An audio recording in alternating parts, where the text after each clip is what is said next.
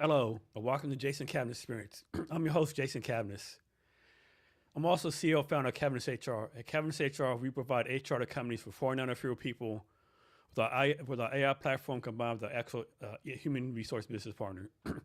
At Cabinets HR, we're also doing a refunder. For more information, click on the QR code on the screen. And I recently did 7 ebooks based on 300 conversations on the podcast. That's also on the QR code. Our guest today is Taylor Rae. Taylor, thanks for being here today.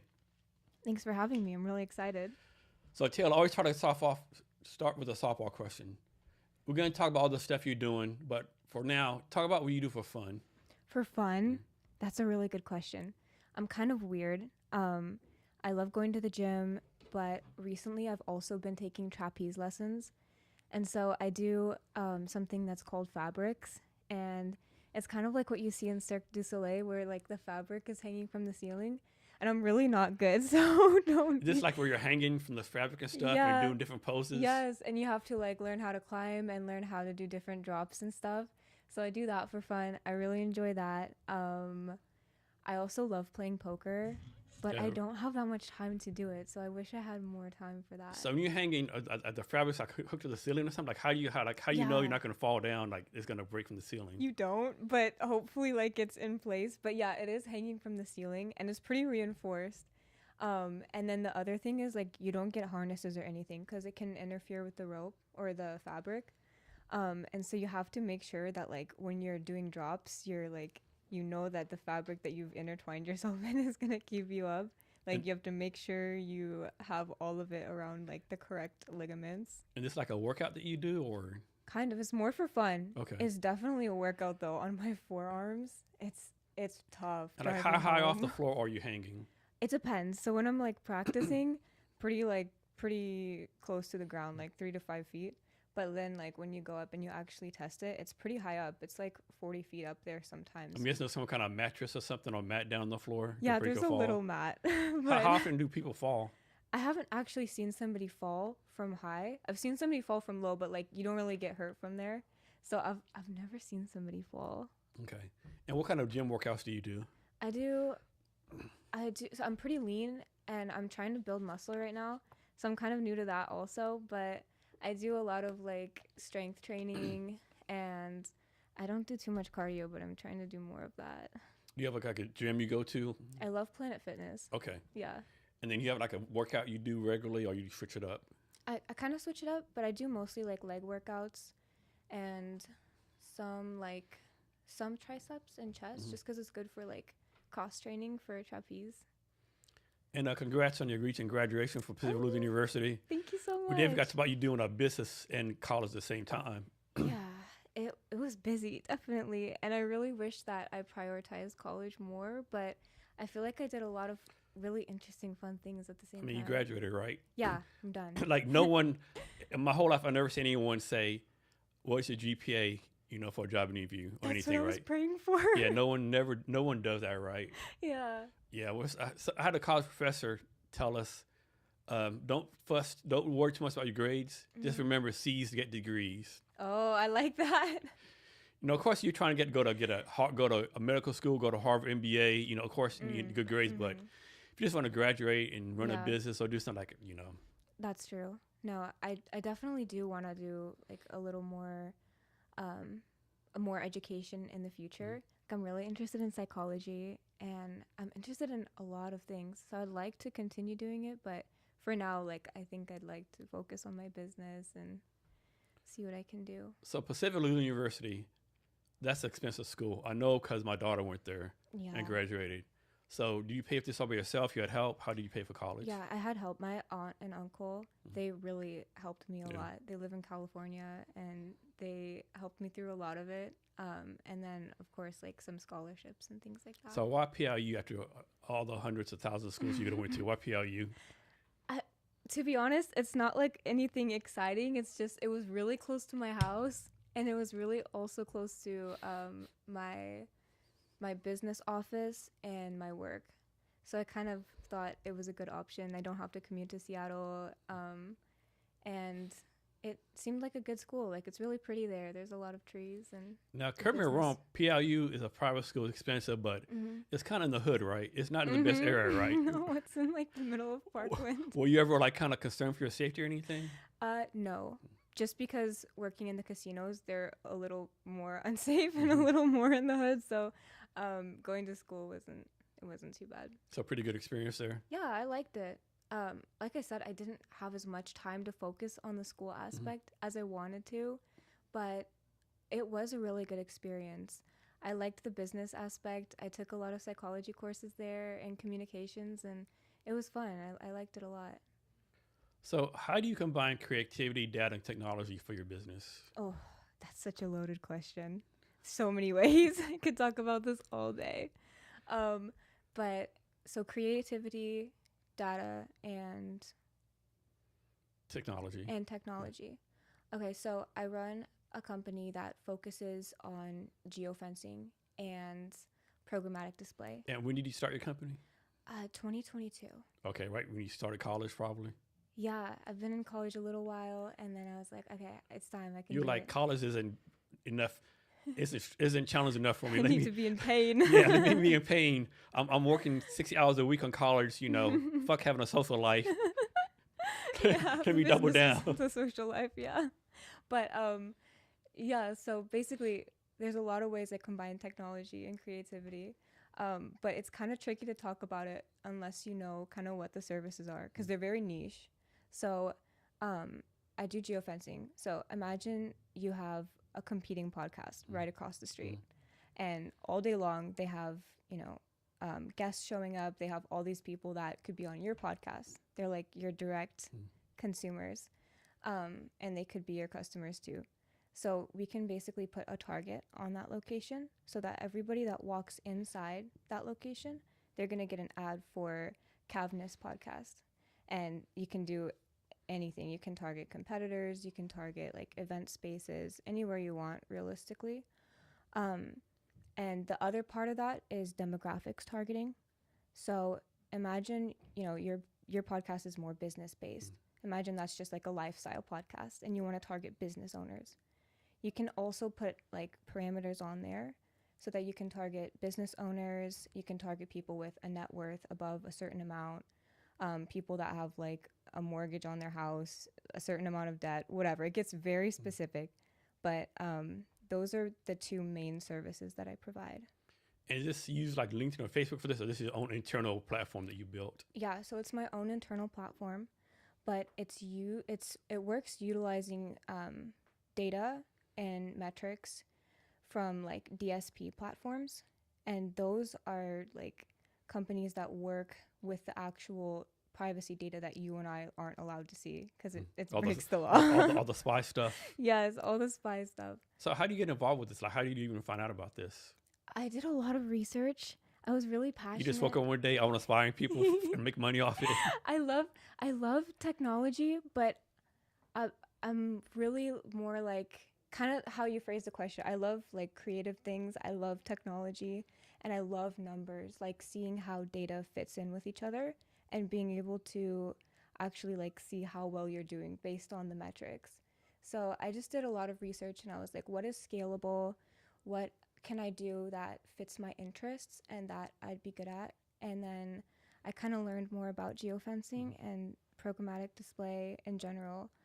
And it's similar to Google ads, but it's way more specific and strategic, and you can really like get that exact person you're looking for.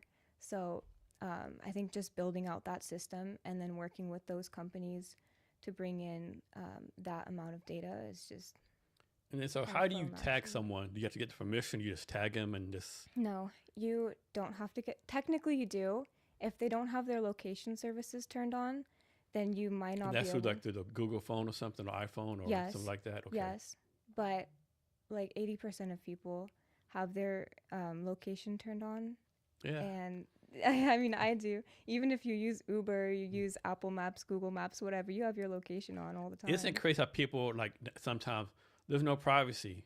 Well, turn off your of course, there's no privacy. Of course. Yeah. Yeah, it's a direct payoff. You know, this technology is so amazing. You can do anything with your phone, but also, you know, people are paying for that information and paying to see what you do. So how, like, the platform you built it yourself, like you, Taylor Ray, built it, or someone else built it for you? Well, it was kind of a combination. So I built the platform, but like I said, I work with those DSPs, and those are demand side platforms. And so those are different platforms that are like the undertone of my technology. And they have, like I said, they have all the information, like the IP address, like how to connect that to the actual ads that you're serving. So the platform itself is mine, the data and the reports and the metrics, and combining those DSPs together is what makes that service so like pinpoint, precise, and strategic. So it's kind of a combination. Is there such thing as you having too much data to go through? Ooh, I think there used to be, but now with AI, it's really easy to filter through and see like what would be useful, what's not, and also utilizing past metrics of things that we've done. It's really interesting what AI can do. So go back to your, like, so right now, you've been in business like 3 or 4 years. Yeah. When you first started, what was something like you kind of struggled with, but now you're like, how, that was so easy to do once I figured it out. Like, you know, Yeah. what was that? That's such a good question. A lot of things, but mostly I think the biggest thing I struggled with was saying yes to too many opportunities. Yeah. And that really got me like going every which way and not focusing on one service. Yeah. So in the beginning, I focused more on like in-person marketing. So I was like, okay, if you need marketing, I can go in person for you and I'll reach out to all these companies. But that's not scalable and it's also not that strategic. And you can hire people to do that for you in the company maybe later on. But I think that was my biggest thing that I learned from was if I can't scale it, then it's not going to be profitable long term because I'm going to just get burnt out on it.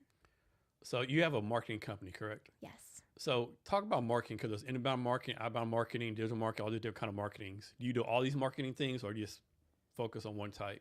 I can do all those marketing, but my company focuses specifically with geofencing and programmatic just because it's in my opinion the most pinpointed marketing that you can possibly do, and the results I've seen from it are just so gratifying. So I focus specifically in that section. So one thing I like on your website, you actually have your price on there, which I'm a big fan of people put the price on there, right? Yeah. I hate it like when people call you up email, Yes. hey, we want to sell you so-and-so. What's your pricing? We got to do a sales call first. Like, I know. so you want me to do a sales call? You say it's affordable, but it might be like $1 million a month. I can't afford that shit. Right. Isn't that just wasting everyone's time? I hate that shit, right? So I'm really glad you have that. But if you're pricing, like, how long did it take for you to, are you still figuring out the right pricing for everything? The pricing's actually pretty easy because ads cost a certain amount.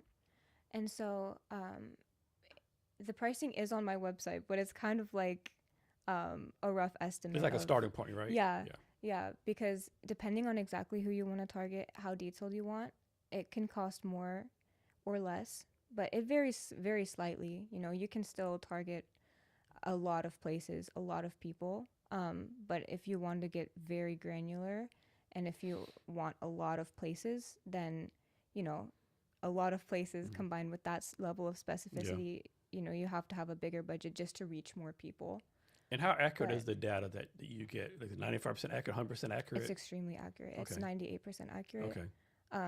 The only thing that kind of skews it a little bit is if people use like VPN and things like that. But most people don't, though. Most people don't. And also, if they're using VPN, they're usually stationary on their computers or in one spot. Yeah, that's right. I don't know. Yeah. I've never used a VPN on my mobile phone. I might need to start doing that, Maybe. So you grew up in Las Vegas. Yes. And then you moved to Switzerland. Yes. How old were you when you moved to Switzerland, and why? I want to say I was 6 or 7 when I moved to Switzerland. And why was, so I lived with my mom and my grandpa, and he's very entrepreneurial. I feel like I got that from him.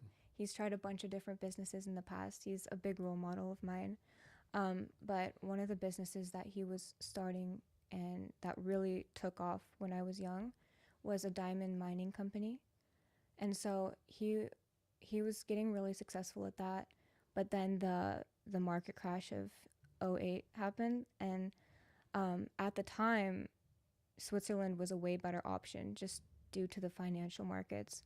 And I can kind of get into that if you're interested. But long story short, Switzerland was a way better option for American companies at that time. And we moved there, and it was such a cool experience. I went to a bilingual school.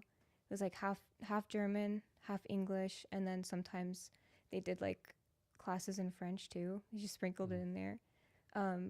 Switzerland was very cool. They speak 4 languages, and it's such a beautiful place. Switzerland's so beautiful It's because so pretty. when I was Army, we were stationed in Germany, Italy, so we go to Switzerland all the time. Wow. And yeah, it is so beautiful there, right? It's so pretty. Doesn't it look like a painting? Like It does, you walk yeah. in and it's like, wow. Yeah. Because I was stationed in Vicenza, Italy, but my boss is in Germany, so we have to go to Germany once in a while. Yeah. And man, we used to drive to this town. I can't remember what it was town. It was this lake. It was so big and so beautiful. Like, man. And one thing that's crazy. So on the way there's McDonald's in Switzerland, right? Best McDonald's in the world, right? It was just like, man, this really McDonald's? Like, man, this tastes like real meat here. That's crazy. Yeah, Switzerland is so beautiful, right? It is. It's incredible. And how long did you stay there? We stayed there a few years only, but it was a rich few years. Learned a lot. Yeah, I can imagine. Do you still have friends there? Not so much friends, but some family. Yeah. Yeah, my grandpa married someone from Austria, but she lived in Switzerland, and now she lives here. Did you ever go to Salzburg, Austria? Mm-mm. That's another beautiful city too. I can imagine. Like they did the Sound of Music there, and it looks just like the movie, right? Yeah, Austria, it's really pretty. Yeah. A very gorgeous part of the world. Like all of those countries are really nice. Definitely. And your mom's an entrepreneur too, also, right? Mm-hmm. So talk about how your grandfather, and mother like influenced you to be an entrepreneur. Like, what did you learn from them? Like, I'm sure, like talk about you learn to do, what not to do from them. That's a good question. I don't think I learned so much what not to do and what to do, but more like to do in general. And I saw that and I was like, okay, when I was young, he was very successful, but there was a lot of times where he wasn't, and he's done a bunch of different businesses, like from steel to like soy milk before the whole soy milk boom, and a bunch of different things that some of them worked, some of them didn't work, but I think I saw him when it was really working. And my mom is also a big influence in my life because she also has a business, and her business is also doing well now, and it's incredible just to see the journey of how hard people have to work just to get their business off the ground. But at the end of the day, it's worth it. It's your own thing, and you get to decide what makes you successful. So you're in college. I'm guessing you tell your mom, your grandfather, your friends, hey, I'm gonna start a business. Or they're like, are you crazy? What are you doing? Like, what were people telling you? Were they trying to discourage you to do this? Not really. And I think I was kind of like very dead set on it. I was like, I knew I needed to start a business. I wanted to do something. I figured marketing was that thing I really wanted to do. And so I remember I used to spend like my time outside of college. I was working in an insurance office. And so I would spend my time during the day doing that. And then at night, I would do like homework, and I would do like whatever, like what do I want to do in the future? I figured it was business. And so I remember calling my mom, and I was like, hey, I want to start a business. How do I do that legally? And she was like, oh, just register on Secretary of State. And so she was helpful, but I feel like I knew I wanted to start it, and I was like, let me just like try it, do it, whatever. If I fail, I'll try something else. I knew I really wanted to have something for myself. And how do you go about finding your customers? Like now? Yeah. Oh, it's a lot of different ways. Well, first of all, I purchased my own ad services, so I'm constantly running ads. And also, I like working with specific industries and companies that I think are interesting. So sometimes I see an article and I reach out and I'm like, wow, that would be really cool to work with them. So I make a lot of templates of like, hey, I looked at your company, your industry, your site, whatever, and this is what I found interesting, and this is what I think you guys could benefit from. And I like doing that because it's interesting for me. So even if they don't sign on. It's like, okay, I love like looking into the research and seeing how can it be made better, or what kind of marketing could increase their business by how much. So that's another thing that I've really enjoyed doing. And so I think on LinkedIn you have your list of values for a company. Can you Mm-hmm. talk about why you thought it important to come up with those values? Yeah, I think it's very important to have like a structure of how you want to run your company, because I've been in the position where I've lost focus of like what I'm doing. Like for example, when I was saying, if it's not scalable, what are you really doing? And that's a big part that I realized, okay, I need to have company values. I need to know like at the end of the day, where am I going? So I think a few of those are like having that ambition in your mind, like knowing, okay, yes, you're doing the day-to-day stuff, but don't lose sight of the fact that you're still going somewhere and your business should be going somewhere too. So consistently focusing on growth and creativity. I think creativity is very important, especially in marketing, and making sure that you're doing everything you can to get that customer.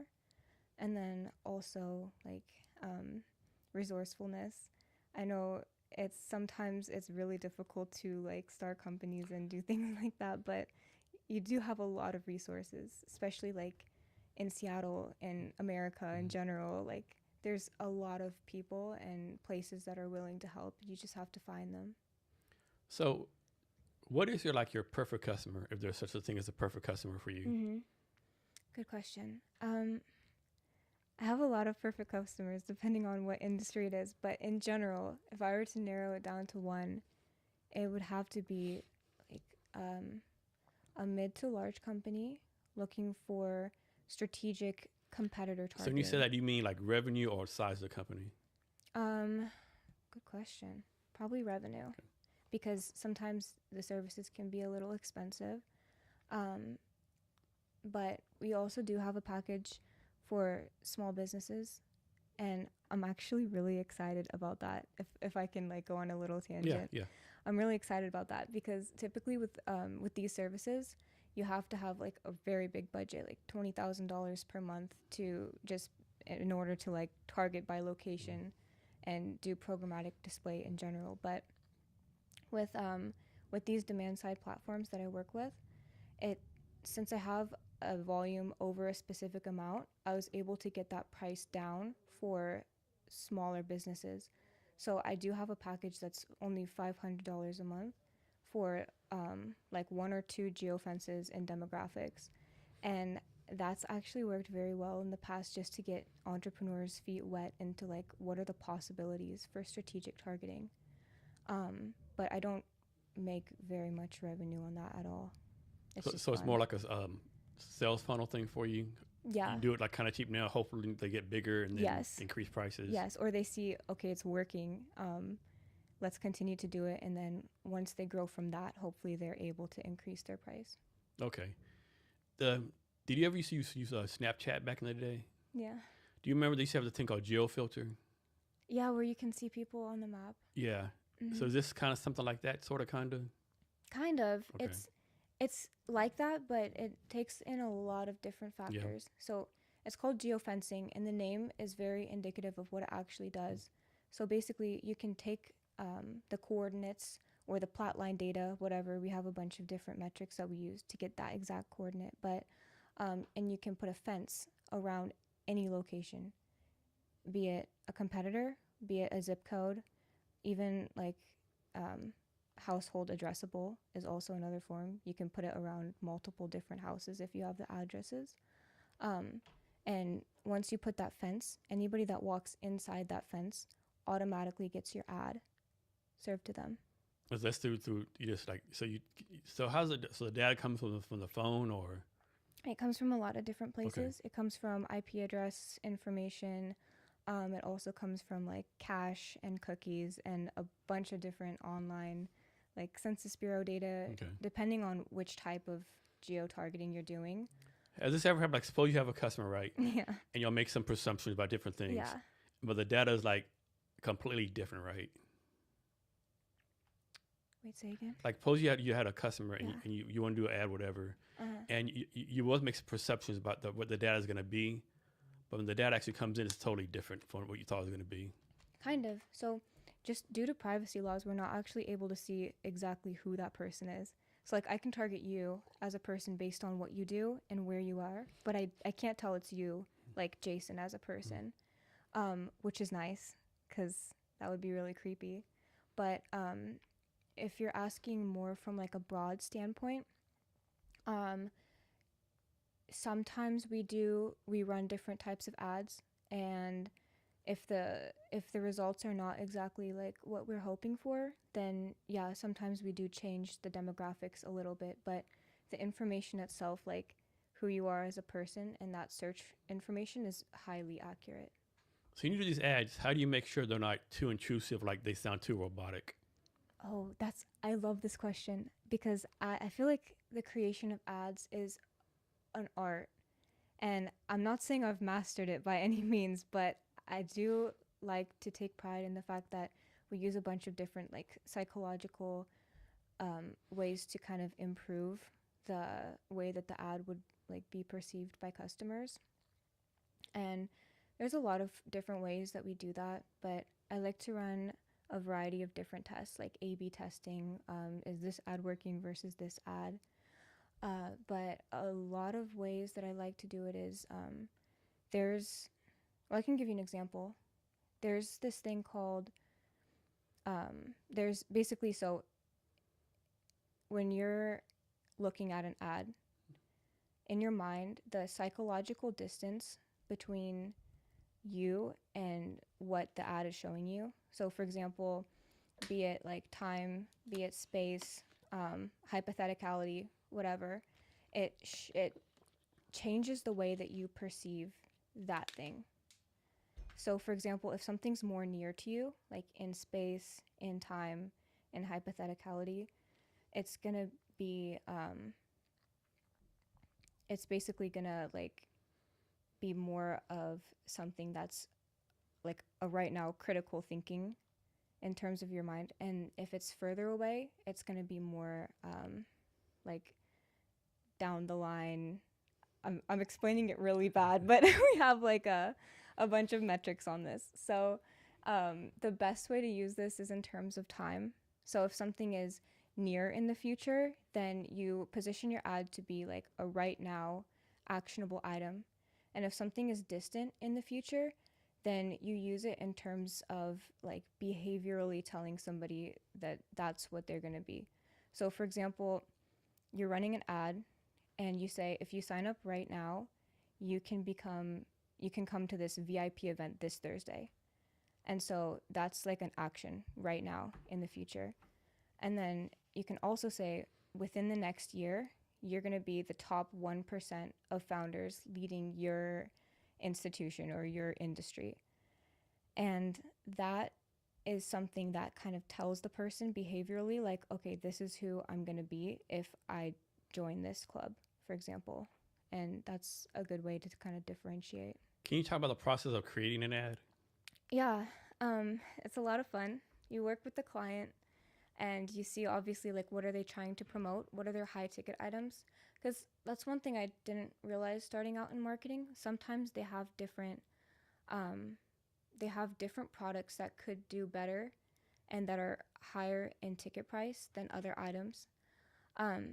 And so helping them figure that out, if they don't already know what's their best selling item, what can they get the most money for. And then also once you figure that out, then work with them obviously on the pricing and things like that. And then once you know all the information, the fun part is kind of figuring out how to position it, like who are their target audience and how can we best reach their target audience. Like, and like I said, it can be through a variety of different ways. Like you can do the psychological distance tactics. You can do a bunch of different things. You can change the affect of the ad to make sure it matches the mood of what they're trying to do. Like for example, if you're trying to sell an MMA training package or something, like you wanna put a bunch of scenes of like fighting and like loud And I think UFC does a really good job of this. And then clapping, things like that, that put you in that adrenaline mood. Like they show you people getting hit. They show you people getting up off the floor. They show you people like cheering for you. And then you give them that release, which is like, sign up now. You can get a free class. And the rest of the month is only this much. And it's like putting people in that mood. Is there an industry that this is like does not work for? Maybe, I don't know, debt collectors. Oh man, definitely don't give that to no debt collector. That'd be fucking horrible. I know that would be bad. That'd be really bad. So let's suppose you have a potential customer. Yeah. But like they have like their technology back in the 1970s, right? Mm-hmm. How do you explain all this to someone who's like very non-tech? I feel like the easiest way to get through to business owners is explaining it in terms of the competition aspect. There's a lot of different things that you can do to target your exact client that you're looking for. And that's a big part of that is with geofencing and competitor targeting. Because like it's crazy that you can target a place and every single one of your direct consumers is somebody that walks in that door, right? Like you can directly serve an ad and not even have to guess. And so I think that's the biggest thing that I explain to people is like, this is exact. You can target, like if you have a Denny's, IHOP is right around the corner. You can target that IHOP. You can say like, hey, our pancakes are $5 cheaper and they're better. Like for example. What's like the weirdest or craziest industry you've worked with? Casino industry. Casinos, okay. Definitely, hands down. It's a wild industry, but it's a lot of fun. So next, talk about your success club. Okay. There's a lot to talk about. I'm really excited about it, actually. So I used to run a networking group in Tacoma, and it was also called Success Club. And I really wanted to, bring entrepreneurs together in a way that was collaborative, not just community. Because there's a bunch of networking groups that are like referral based, and those are great. But I wanted a place where people could work together and have that opportunity to build things, their own things, together in a community of builders. And so that was really fun. But it wasn't scalable, and I thought that it would be good to introduce it to other places, Seattle, whatever, but I can't be in all those places at once and then like hiring all that. It just doesn't make sense. So I decided to build an app that has the same ability to connect people. It has events. It has challenges that are built by the community, startup organizations, and the admin, which is us. And entrepreneurs can get different points for doing different things, but they're all things that are helpful to their business and helpful to them finding other entrepreneurs that are also building things. And there's a magazine, there's articles, so you can get featured in those. And there's also a feature that is an accountability partner aspect. And so if you're struggling to like finish a project, if you're struggling to get your to-do list done, you can input that in and you can match yourself or get matched with another entrepreneur. And basically it takes you through your to-do list and you keep each other accountable from both of your ends of the app. And you get points for finishing those things on your to-do list and with meeting with your. And you do in-person meetings, or is everything virtual? It can be either, as long as they both like click the yes, we met with each other. Okay. But there is a place for virtual meetings in there. And how does someone join your club? So the app is all just about finished. And once it's finished, they're just going to be able to go online, oursuccessclub.com, and they're going to be able to just join for, I think it's $15 a month. And they get access to that whole community. And they also get access to like exclusive startup events and exclusive startup challenges in the area. Okay. So you live somewhere in the middle between Seattle and Tacoma. Yeah. But it seems like you do most of your stuff in Tacoma. Why focus on Tacoma versus where everyone else goes to Seattle? That's a good question. I think it's just because my office was in Tacoma. I built a lot of things in Tacoma, and I feel like when I first started this, I was in Tacoma. And so now I'm more up in the north area. So for marketing and stuff, I focus in Seattle and Bellevue, but I feel like the startup community is just so rich in Tacoma, and I think it'd be a great place to start and just to see as beta how people like the app, what can be changed, what can be better, and and then maybe expand to other places. I'm guessing you do a lot of networking, right? I try to. So what do you think people get wrong about networking? What do you see people doing right, and what do you see people doing wrong as far as networking? Yeah, I feel like the biggest thing is going to events that you're either not ready for or that aren't going to benefit you just for the sake of going. And I feel like I made that mistake a lot of times when I was younger. I would go to like every single event, and some of them were like, "Oh, venture capitalist event," and that's good. That's good for networking, but I was nowhere near a place where I needed that or where I was gonna like talk about my product in a way that was like venture capitalist ready. So it's kind of putting yourself in a position to use up that first impression before you're ready to use it. But yeah. So how do you do this, right? It's how do you like prioritize your day to day? Are you winging it? You have a calendar? You just have a schedule you do? yeah, I have a calendar. I'm pretty strict on my time. I like track where my time is spent for each project, each task.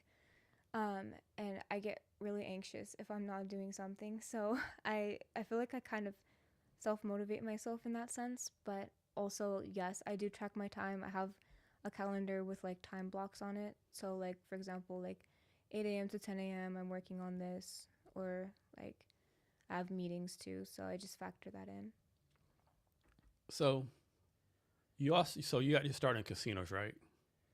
Kind of. I got started in insurance actually. Insurance, okay. Yeah. And then I realized that casinos really intrigued me a lot. And Were you in Vegas at this time? no, I was here in Washington. Okay. And we moved up to Washington after Switzerland, and then I've been here ever since. So yeah, I was in insurance. I got fascinated with casinos, just fascinated, like the math behind it. And I realized insurance and casinos are very similar in the way that they operate. It's just kind of switched. You need to figure out how Oh, much my risk goodness. is this Yeah. person, how much is it willing, how much are their rates going to be, or inversely, like how much match play are we going to give them to make sure they keep coming back and the competitors aren't taking them, and Like how many drinks they need. how many drinks do they need, how much free food do we give them, How many much times are a they pretty lady worth? has to walk by Yes, how many, and yeah, rub their shoulder. exactly. So did you ever actually do marketing for a casino? I did, yes. I did marketing for casino for about three-ish, 4 years. It sounds like you just like you try to find random people who like just got a Social Security check and have them come spend the Social Security check. Yeah, basically. No, it was actually really fun. Like, it was a completely different world from anything that I've done before. And I was so happy that I did it because it was just fascinating. Like, a lot of the things that I learned, like psychologically, how to captivate people in terms of advertisement and different strategies of how to keep people there. It was just, it was so interesting. The casino industry, I think inadvertently they did this, but they're masters in attention, emotion, and suspense. And I learned so much about marketing in general just from the way that the casino industry was structured. Not even the marketing side, just in terms of like how are the games structured, how are the payouts structured. And there's this thing called variable reward structure, and that's basically the payout frequency in slot machines and different games like blackjack and baccarat. But it basically tells the machine how often you're gonna get paid once it hits, and obviously it's random. Yeah. But there's like rough templates.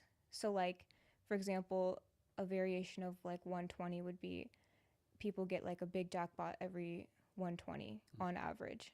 And that was really interesting to learn because the more I got into it, I was like, this applies to life as well in a lot of ways. And like even down to like, are people texting me back? Like sometimes they text me back, sometimes they don't. It creates this this addiction. And that's not a good example, but it creates an addiction in a lot of things, like stocks, for example, is a big What's it called? problem. Dopamine hit. Yes, it's that dopamine hit. So Very it interesting. seems like casinos are masters of customer engagement, right? Mm-hmm. What lessons can startups learn from casinos as far as like being more customer friendly or customer centric? I think the biggest thing that startups can learn is hospitality. I feel like that's a big issue coming into the age of like advanced technology like AI. I don't know. I feel like hospitality has been going downhill pretty fast. And I think there's a huge place for hospitality in any industry. That's a big thing I learned is like making people feel comfortable, making them feel like this is who they are. Like, for example, you walk into a casino, if people make you feel like poor and like not exciting, you're not going to want to go back. But it's nothing to do with the casino. It has to do with like how you feel. So you have to make every person feel special, every person feel like they're on top of the world. And I think that's very important with startups too. Like every business, if you're B2B, that is, or every person brings something unique to the table, and making sure that they know that unique thing that they're bringing, and that you position the person that you're working with as a client to know that they need to feel that as well, and they need to know that they're important. It helps with customer retention a lot. Yeah, I think this is the worst, right? You go to a restaurant, there's like 4 people at the counter, and they're like, use a kiosk. And like, you're right, you can't, no, you gotta use a kiosk. Yeah, they're like standing there. And then they want to, watching you. and then they want to fucking tip. Yeah. It's the fucking worst. Like, what do you mean? And like, For what? I walk in, I just leave. Like, I'm no. No. It's so fucking horrible. It is. So how long you been playing poker? I've been playing poker since I was a kid, but Your grandfather not taught like you?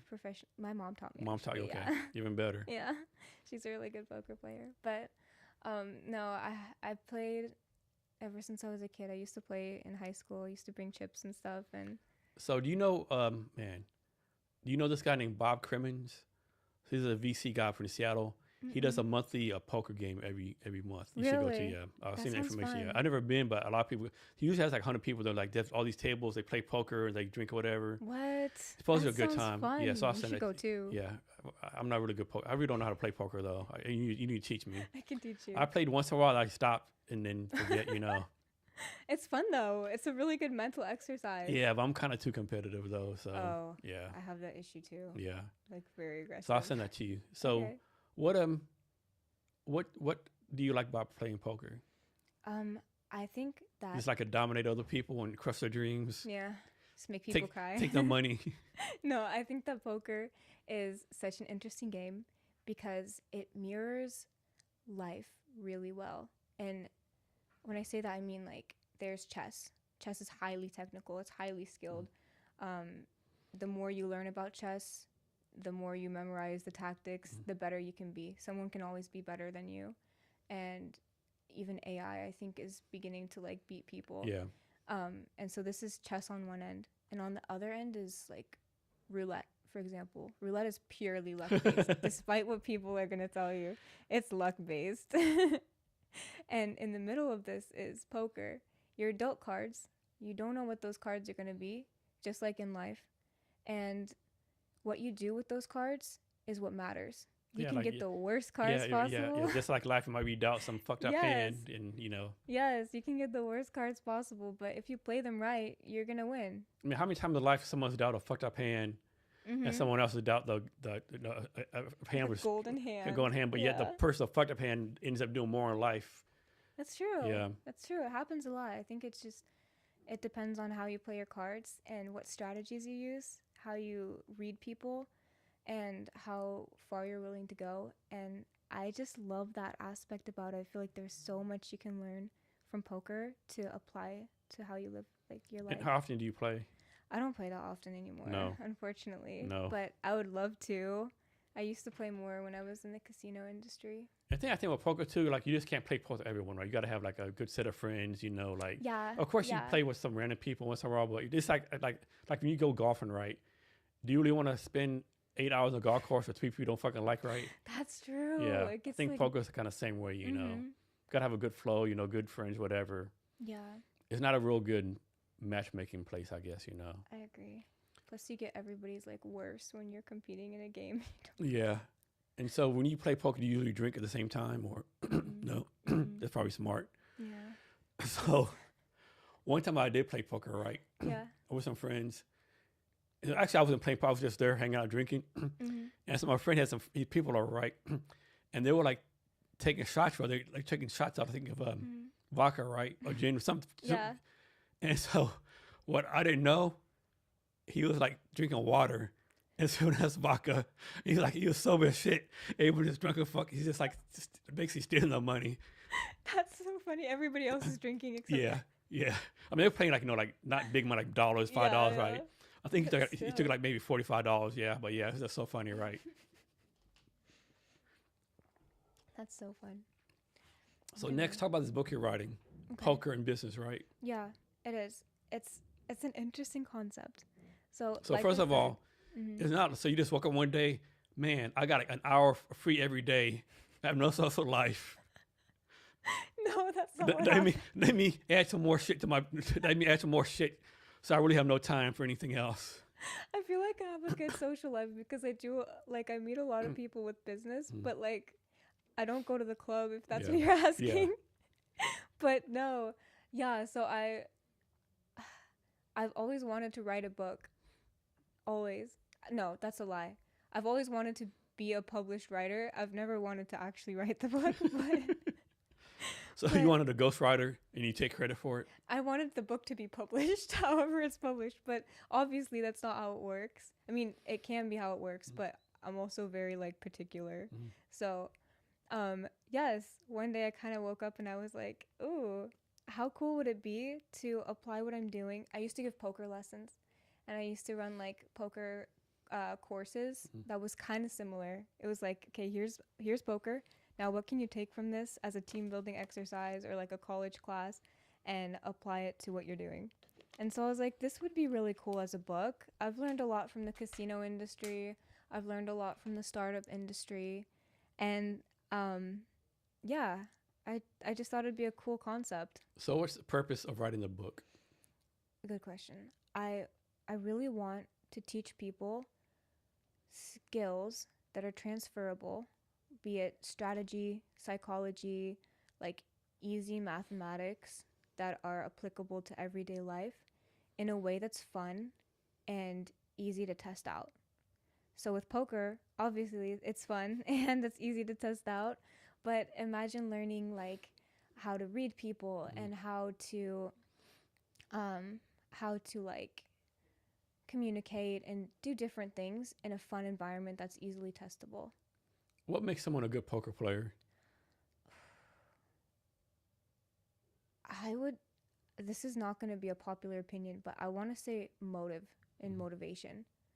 I think the more motivation you have to be a good player, you can do it.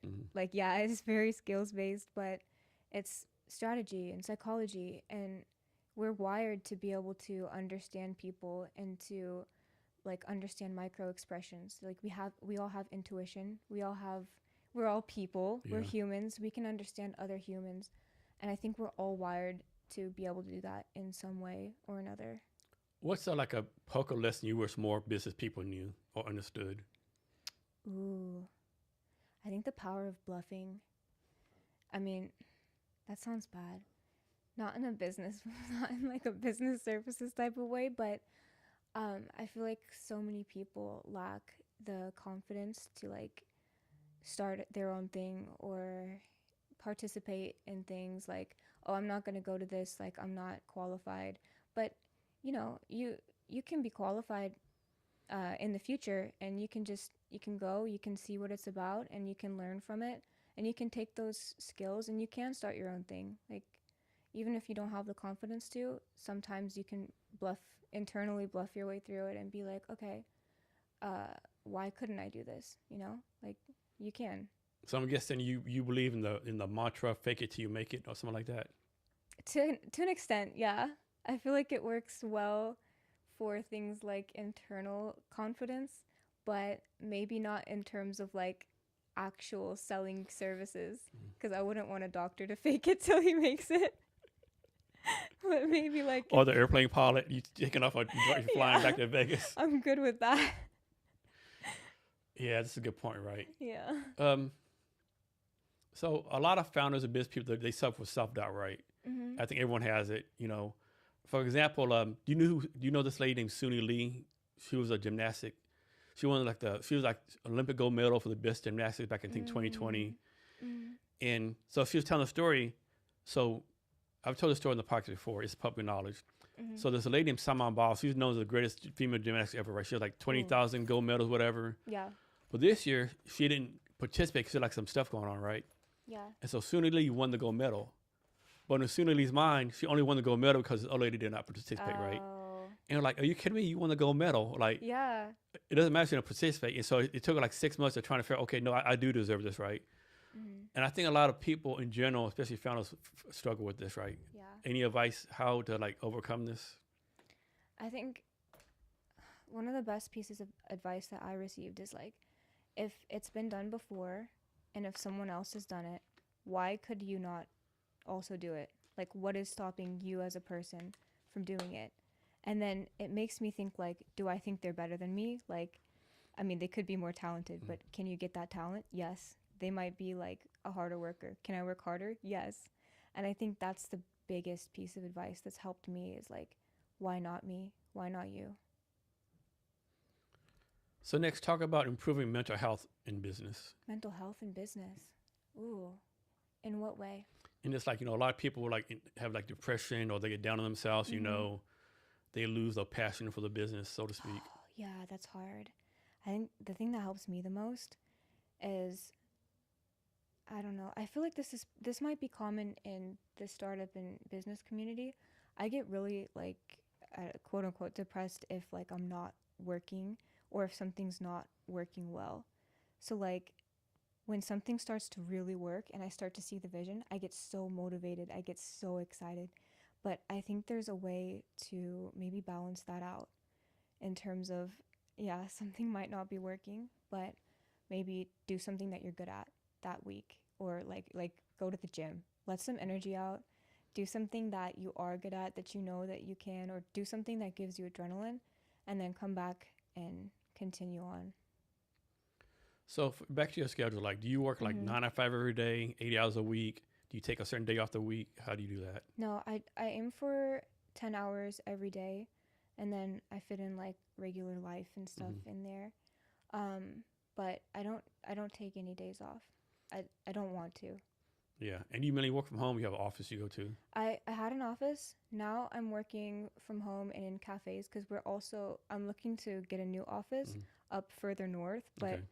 I don't know where yet. So I'm kind of like in between, but it's kind of nice because everything I do is virtual anyway, unless I meet with clients. So I just work wherever. So you're blending like analytics, metrics, and creativity. How do you like do all this without burning out? I really enjoy it. I love it. And also I have some employees that I'm teaching, and being able to teach them like the different things that we're doing, like psychologically, this is why you do this and that, and teaching them how to get clients, how to speak to clients, and how to like present. We have a lot of presentation materials. I really enjoy it. I love working with my employees, and I love talking with people. Like, this is really fun. So how is your Rae Enterprise and Success Club going to support each other? Good question. I think my ultimate goal with Rae Enterprise, being a marketing company, is to make it so that I'm so confident in it that I use it for my own companies. And so that's kind of how it is now. Like, I do purchase my own ads, and it makes me happy to be able to purchase my own ads because I'm like, okay, I built this, like, it's working. I can see all the data, all the metrics. And that's one way that I can help Success Club with Rae Enterprise. And then also, I'd love to purchase my own Success Club subscription. So next, AI. Yeah. Is AI going to take away all the marketing jobs?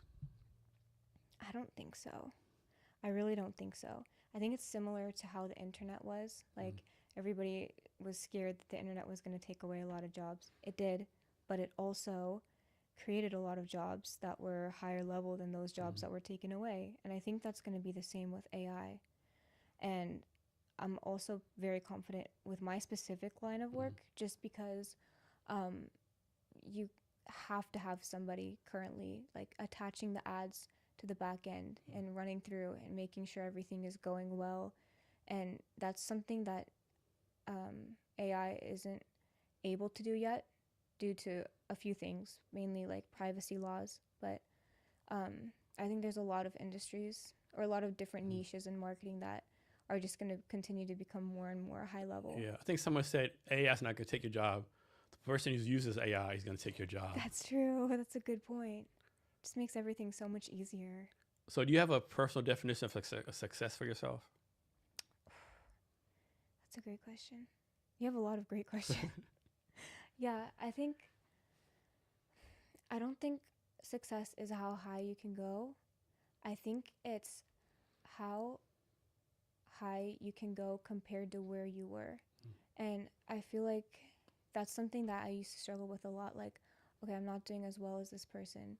And I look and I'm like, this person's been in the industry 35 years. Like, of course you're not. You have to learn more. You have to get more experience. You have to, like, go out, get more clients. And there's different ways that you can differentiate yourself. But I think at the end of the day, success is, like, how much are you increasing your personal value day over day? So there's a thing called the only person in the room, right? So like mainly like suppose you're like only female in the room, only veteran, only blank in the room, right? What's your advice for someone when they're the only blank in the room? Don't consider yourself the only whatever in the room. I mean, I was in the casino industry. I was the youngest person in the room, and I was the only like female in the room, like virtually like 90% of the time. But it's you don't have to consider yourself the odd one out.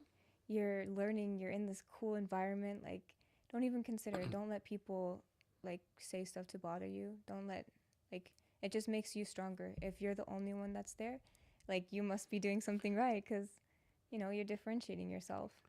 What's a skill you don't have but you want to learn? Oh, that's such a good question. So many skills. No, Jason, that's so difficult. I really want to learn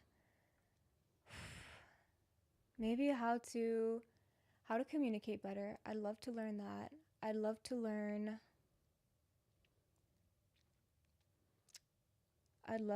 how to run faster, but I know that's not like a business skill. I'd love to Could be any skill. I'd really like to learn how to play chess. I don't play chess well. I've played like one game of chess in my life, but I'd love to learn it. What's advice you give like someone starting a company right now? I would say start a company that you're gonna enjoy doing, and just do it. Like, throw everything you have into it. Like, spend as much time as you can on it. Remember at the end of the day that working isn't necessarily succeeding, and the busier you are, it doesn't equate to success. So be strategic about how you spend your time. Let's talk about social media. Okay. Do you have any favorite social media platforms? I like Instagram. Okay. Well, I like Instagram for ads. I like LinkedIn for scrolling. Okay. What's your take on paid ads? I think paid ads are excellent. I think they're great. Especially, it depends on the industry, but certain types of paid ads work really well on social media that might not work for like geofencing, for example. And I think it's great. And so I'm guessing paid ads like paid ads on Instagram. Of course, Instagram and the Facebook's the same. Yeah. But it's like LinkedIn, Reddit, Google, all the basically the same concept. No, not in my opinion. No, I think there's a lot of places we could go with this, but I think there's a certain mindset that people are constantly in, and that changes from time to time. There's like a generalized, like, peripheral view And then there's a central view. And so the peripheral view is like just glancing, like you're on autopilot. You're just kind of scrolling. And so that's more of like a TikTok or Instagram mentality, where you're just, it's been a long day. I just want to mindlessly scroll. And the ads that you serve on those platforms are going to be catered towards peripheral scrolling versus if you're on LinkedIn or sometimes, Facebook's kind of in between, but if you're on LinkedIn, you're more of like central and you're kind of like looking, what are people up to? Like you notice the ads the posts are always like detailed and you'll read the writing, like you're in more of like a present state of mind, and so your ads should be structured more towards that. So what's your take on how many times a day you should post on social media? Ooh, that's a great question. It depends on which platform. I think 5 times a day is good if you want views. I think you post a really good amount during the day. I've noticed that actually. But 5 times a day throughout like structured periods, like 10 a.m., 12, 2, 4. Yeah, I know some people say like don't post too much, only post one time a day. My thing is like, if I only post one time a day, like it's all this stuff's out there, right? Like what's the chance of seeing with this when my one random post through billions of people posting, right? Yeah. No, I agree with you. I think if you post too much, you might lose some people, but also the algorithm's built in a really in a way that optimizes engagement for your users. So they're not going to show you like, oh, Jason Cavness, no. like they're going to spread it out. So it's like just people seeing what you've done throughout. And with LinkedIn, like everyone talks about what the algorithm does, right? Example for you, like I think I post a lot of good content, right? You do. Sometimes I get good views, and I don't. So one time, this person was a second connection of mine, and they did they posted a picture of someone on an airplane flight with their feet, no shoes, no socks, like just like up on the headrest above them, right? And so I made a comment, hey, I have a friend who's a flight attendant, and she told me at least once a flight, someone goes from the seat to the bathroom with no socks on, right? That comment got like 255,000 impressions. No, that's crazy. I'm like, what the fuck, right? It's crazy. Some random bullshit comment. Yeah. I would jump off of the plane if somebody's feet were. Ooh. Yeah. Let me fix that. Broke it. Sorry.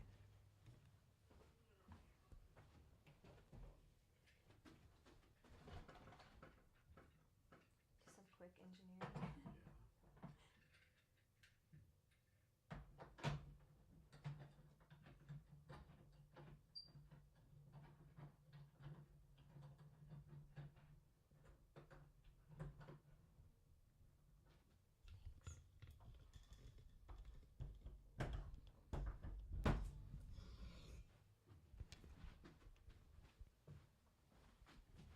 Yeah, so one comment got like hundreds of thousands of views, right? So yeah, it was crazy. Let me go do it again.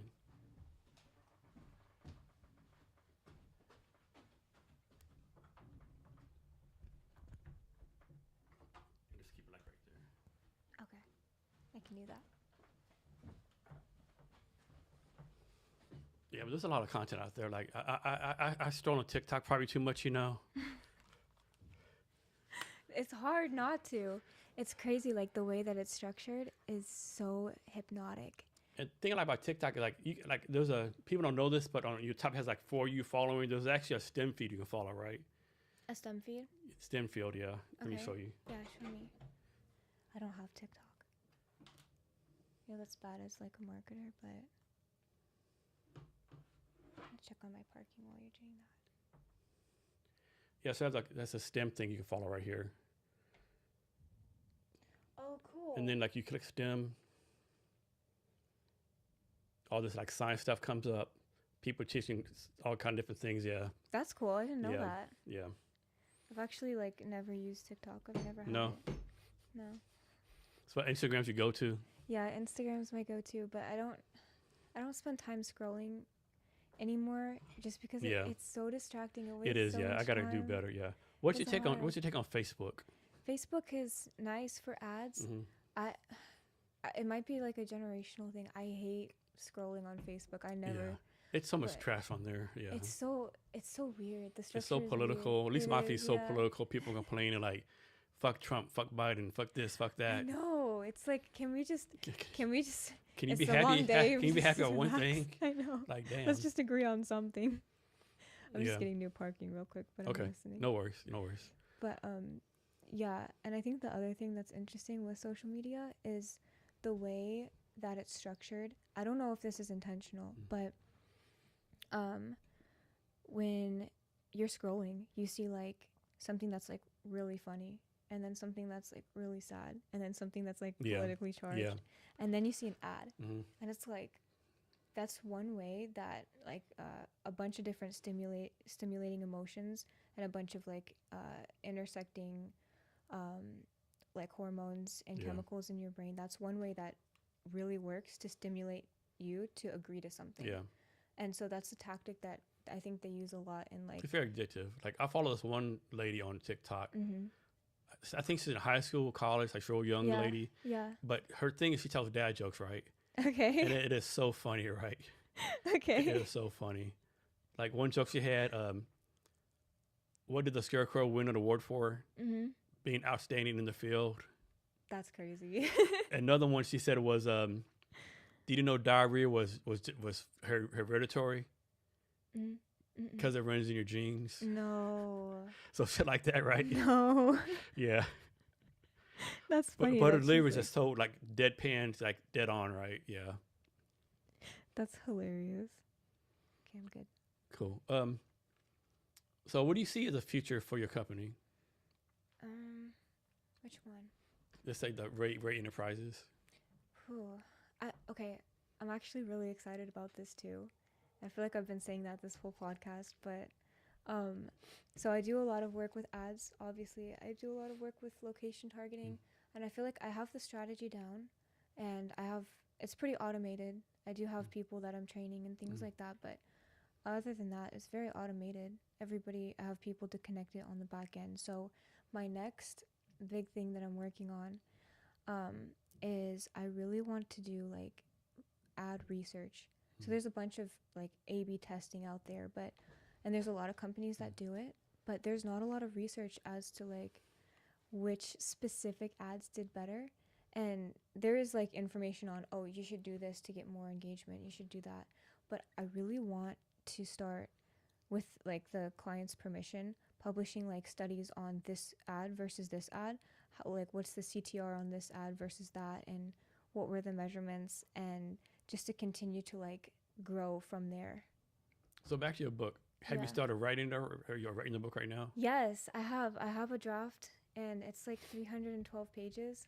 So you've done 312 pages already? I've done 312 pages. So talk about the process of that. Like, did you like wake up every day and like block 2 hours a day to like write, or you just like write when you have the creative juices flowing? Talk about that. I used to write in class when I was in college, and so I know that's bad, but I used to write. So I'd have a lot of time during the day when I was at college, because all my classes were like Tuesday, Thursday. So I was like, okay, 7 hours Tuesday, 7 hours Thursday, I can get some work done. And so, yeah, I would just research different things. And there's a bunch in my book about like psychology. And then there's like a section of like napkin math. That's like, and so I was like looking into what are the different poker equations, because I know those. Yeah. And then the marketing equations and how to connect them. And then strategy as well. Like I love all those books that are like Art of War, like Robert Greene, and there's a lot of that can be applied to poker and in life and in business. And I was just thinking to myself, like, how can we apply something like business and life motivated to a game that you can go and you can learn and you can like go practice a game of poker and you can be like, oh, okay, I've mastered this, and that. And now it's like applicable to my business. And you're gonna put this on Amazon? I'm gonna. I'll publish it. I think I'm gonna publish it through a publisher. Okay. Just because, I don't know that much about publishing, and I don't want to. And do you have an editor, or are you editing yourself? Yeah, I have an editor, and I have a book coach, but I had a book coach. I haven't met with her for a while because I haven't been focusing on it. I should be, but Do you have a goal when you want to push it out, so to speak? yeah, I really want to push it out next year. Okay. Like next year before the end is up. The end of the year is up. And this book's like a passion product for you? Is it going to be like a sales funnel for your other businesses? Ooh, that's a good point. I mean, it could be a sales funnel, but I'm thinking of it more of like a passion project. And it just ties into how interesting I find like. But in your book, you're talking about poker, startups, business, marketing, how it ties together, right? Some kind of way. Yeah. There is a section for marketing, but it's very applicable to any type of business because you can take those equations and you can apply it to like marketing. Mm-hmm. So like I do have a marketing section with all the marketing equations, and it makes it easy to like in real time, what would the cost of this be, or like what would the outcome of this ad be versus this ad. And I gave a presentation to a marketing class, like a college class, and they found it really applicable. And it was cool because I took like a real world example from one of my ads, from two of my ads. One did really well, one didn't. And you could apply the equations that were the same ones as poker. And playing poker, you have to get really good at like going through those equations really fast.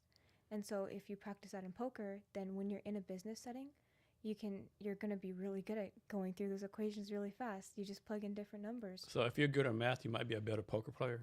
Yeah. Okay. You might be, but also that can be trained. Math is very like, I think it's the language of logic, and it can be trained in anyone that has like logical capabilities. So back in networking, right? Yeah. So you already talked about someone like, let's suppose like you get an email from someone with 20 potential networking events to go to. How do you pick the one you want to go to?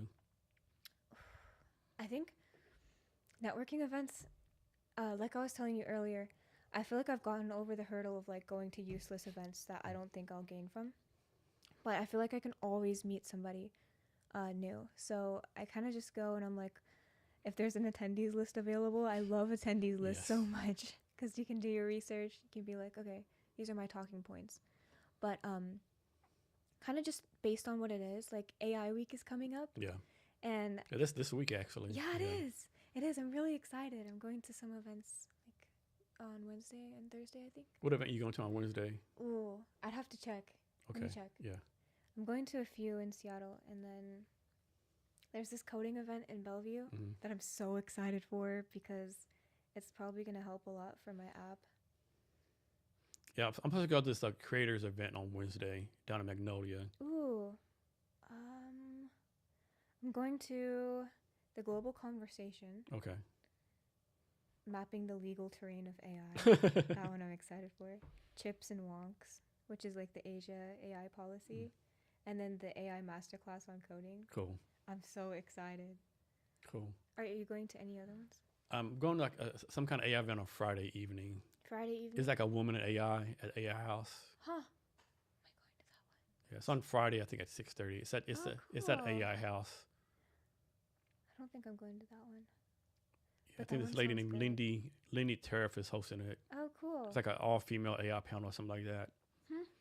The thing about Seattle, you could actually go to, like you said, you go to a networking event every day of the week, right? But is it like really good use of your time, right? Yeah. I made the same mistake you did, right? Everyone can be HR customer. Let me go to this, let me go to that. Yeah. True. Yeah. Because you do have your HR company that you're working on. How's it going? Could be better. Could be better, yeah. Yeah. Always. Yeah. So how do you keep so focused? Oh, I feel like I don't. I feel like I could be way better at focus, but we all could. I think the biggest way that I do stay focused, like working and making sure that I finish everything I need to do, is just I'm very motivated to. So I'm gonna say her name wrong, but Jiang Nijin from William, I think the Jiang. Yeah, Jiang she said Taylor is a super hardworking. I don't even think she sleeps. That is so sweet. Did she say that? Yeah. When did she say that? On the comment section. Oh, really? Yeah. I love Jake. She's so nice. Yeah. So when you find yourself like in a rut, how do you get out of your rut? I hate to be basic, But again, I'm going to say it again. I think motivation is like, not even motivation, like discipline. Because you can be motivated and then your project goes bad. I think having like the discipline to be like, at the end of the day, do you know what you want to do? Yeah. Are you going to let this one thing like stop you from making this much money? Yeah, I've heard someone say like motivation is fake, discipline is real. Yeah, I like that. I like that. I think discipline is like such an incredible skill that I'm still trying to master. And how many people you got working for you? I have a data team that connects my apps, and they're outsourced. So it depends if you count them. Okay. Let me rephrase the question. How many people are involved with your company? Okay, that's a great question. 6. And like, how did you find these people? Like, first of all, how do you find them? And then how do you make sure you bring on the right type of people, right? Yeah, that's a great question. So my favorite thing to do with onboarding is get interns that are really eager and interested to learn marketing, because the type of marketing I do is very niche. And so it's likely that they know about like overall marketing, but they've never worked in that industry. And so I have this extensive training program, and they go through this training program. They learn about like all of my services, how they fit in with the customers, and then I give them material. So I think that's my favorite thing to do. I love working with people that are motivated, that are excited to learn.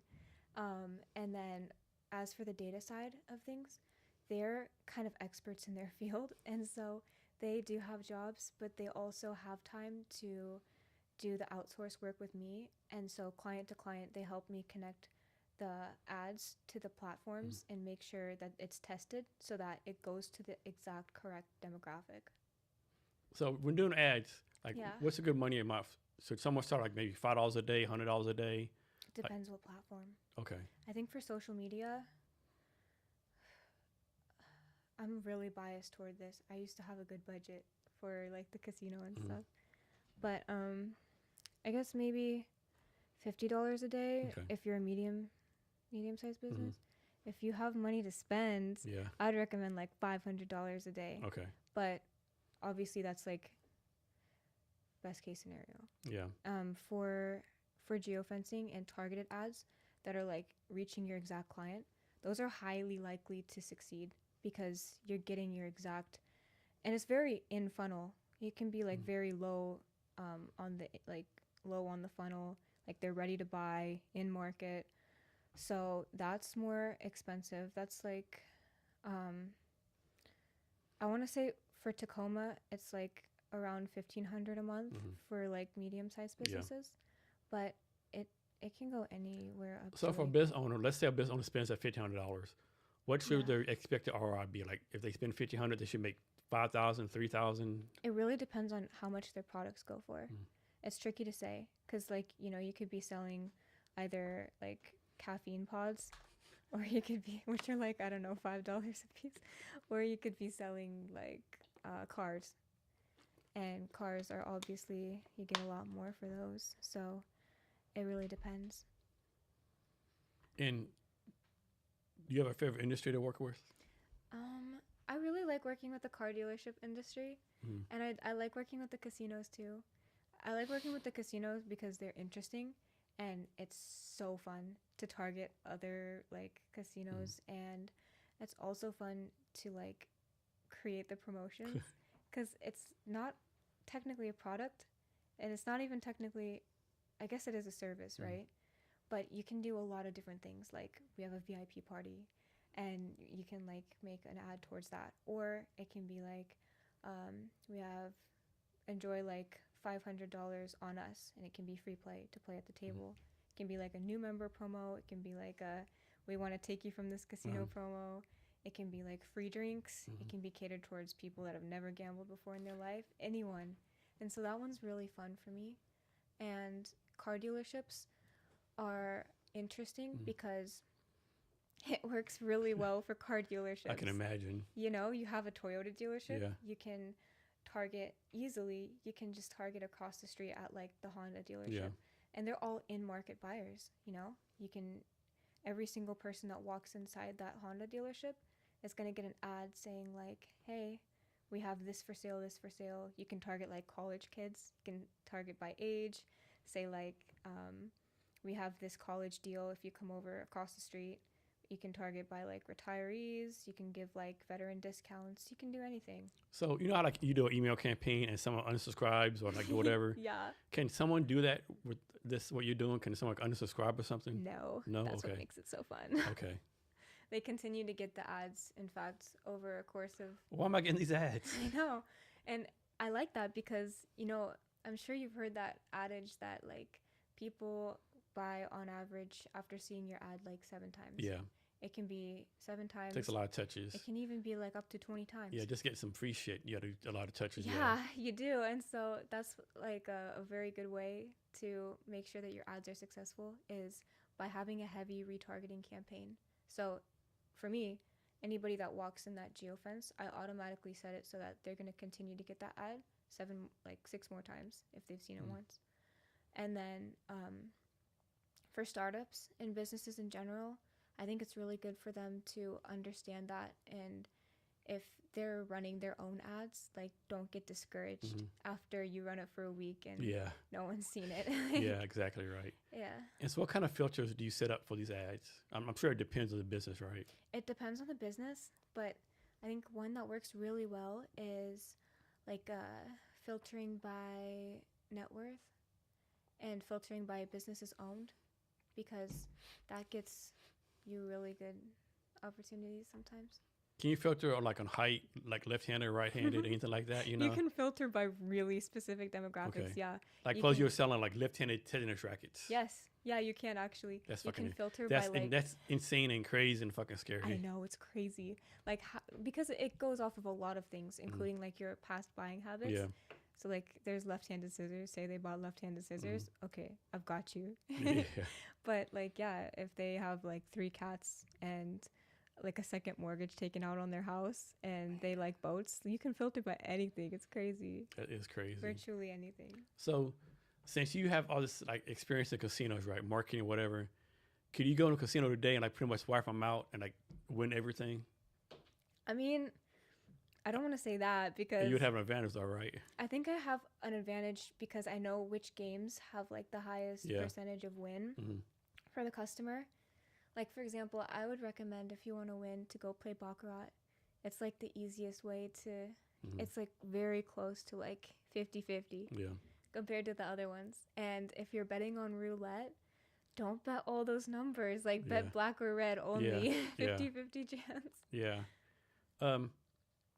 So here's one for you. And I have no idea what the answer is. Okay, I'm excited. Can you tell us like the top 10 poker players? Oh. Probably not. Okay. I don't but know I can guess. Okay. Yeah, guess. Or just thought some random names. I love Phil Ivey. I think he's a great poker player. Daniel Negreanu, he's amazing. I've watched both of their master classes on the Masterclass app, and they're both so good.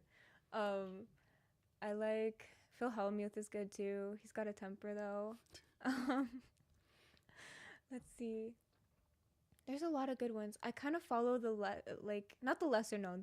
They're pretty well known, but I like watching the ones that are like coming up in this age because it's so different. Like there's this one Eric Person. I used to work for him actually. He owns casinos, and he is so funny. He's so entertaining to watch. I think there's a big difference between poker players that were playing back in the day without like the technology and the amount of times that they're able to like run through renditions online and like play against AI, and the poker players now that do have that capability, their playing style is way different. They're way more focused on the math and the data compared to like the older poker players that were focused more on like the psychology and like the like face-to-face human interaction, like what is he doing? Like, and that's probably why they all wore glasses and headphones a lot. So back in the day when people cheated, they would like have a couple aces up the sleeve, whatever, a couple cards hidden somewhere. Yeah. How do poker players cheat now with all the tech going on? It's hard to cheat. Yeah. It's pretty hard. Like in professional poker, there's cameras everywhere, so it's tricky. But like, on the actual tables, I mean, there's a lot of ways that you can like cheat with meta AI glasses. I feel like that would be like the way that I would go about it is like, okay, pick up cues on this person, like pick up the micro expressions. But I mean, they know, see you having meta glasses on. They but you're probably not won't allowed to, yeah. I don't know. I feel like it's not as common to cheat in poker. Okay, like it's more really hard. common to cheat in like table games. Okay. Like there's a lot of ways you can kind of cheat, but I think the most common way of cheating is colluding with the dealers. Mm. And that's something that people don't really talk about too often. Yeah. But like give me a cut and whatever.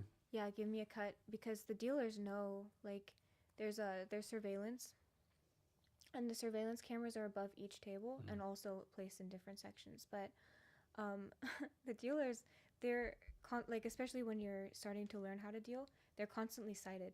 Like if they do something wrong, if their hand is over a card, since the camera is directly above, then they might not, like, they'll get in trouble for that. How much do dealers make? Is it like decent money or is it like bullshit money? They make a lot of money. Okay.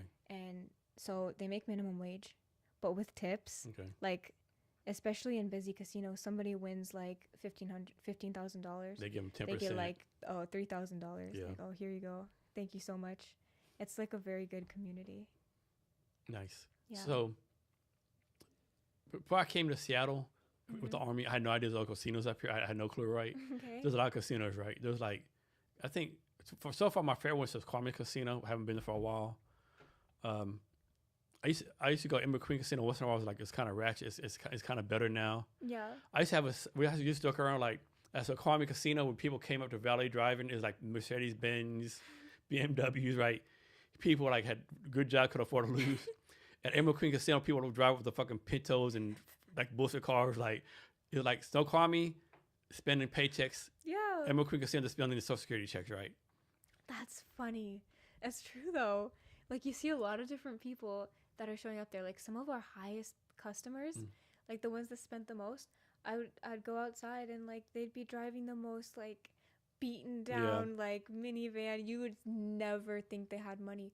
But then some of our mid-tier gamblers, they would go out, they'd be like driving off in a Rolls Royce, and it's like, oh. So this isn't a casino, but have you ever been I think it's called BJ's Bingo Hall in Fife. I've driven past. I've never been inside. So it's a bingo hall, right? And they have a really good cigar bar I'll go to once in a while, right? Okay. So me and a friend there one time, right? Yeah. Karina. And we're like, it was like a Tuesday. Like, man, there's a lot of, lack of a better term, a lot of like older people here, right? What's going on, right? It's like Tuesday, 5 p.m. I said, oh shit, it's a first. Everyone got the Social Security checks. That's crazy. It was packed. I mean, That's Bingo's crazy. always has a lot of old people. This is like, Yeah. we had to park like half a mile away. Half a mile It was away. yeah. Wow. Yeah.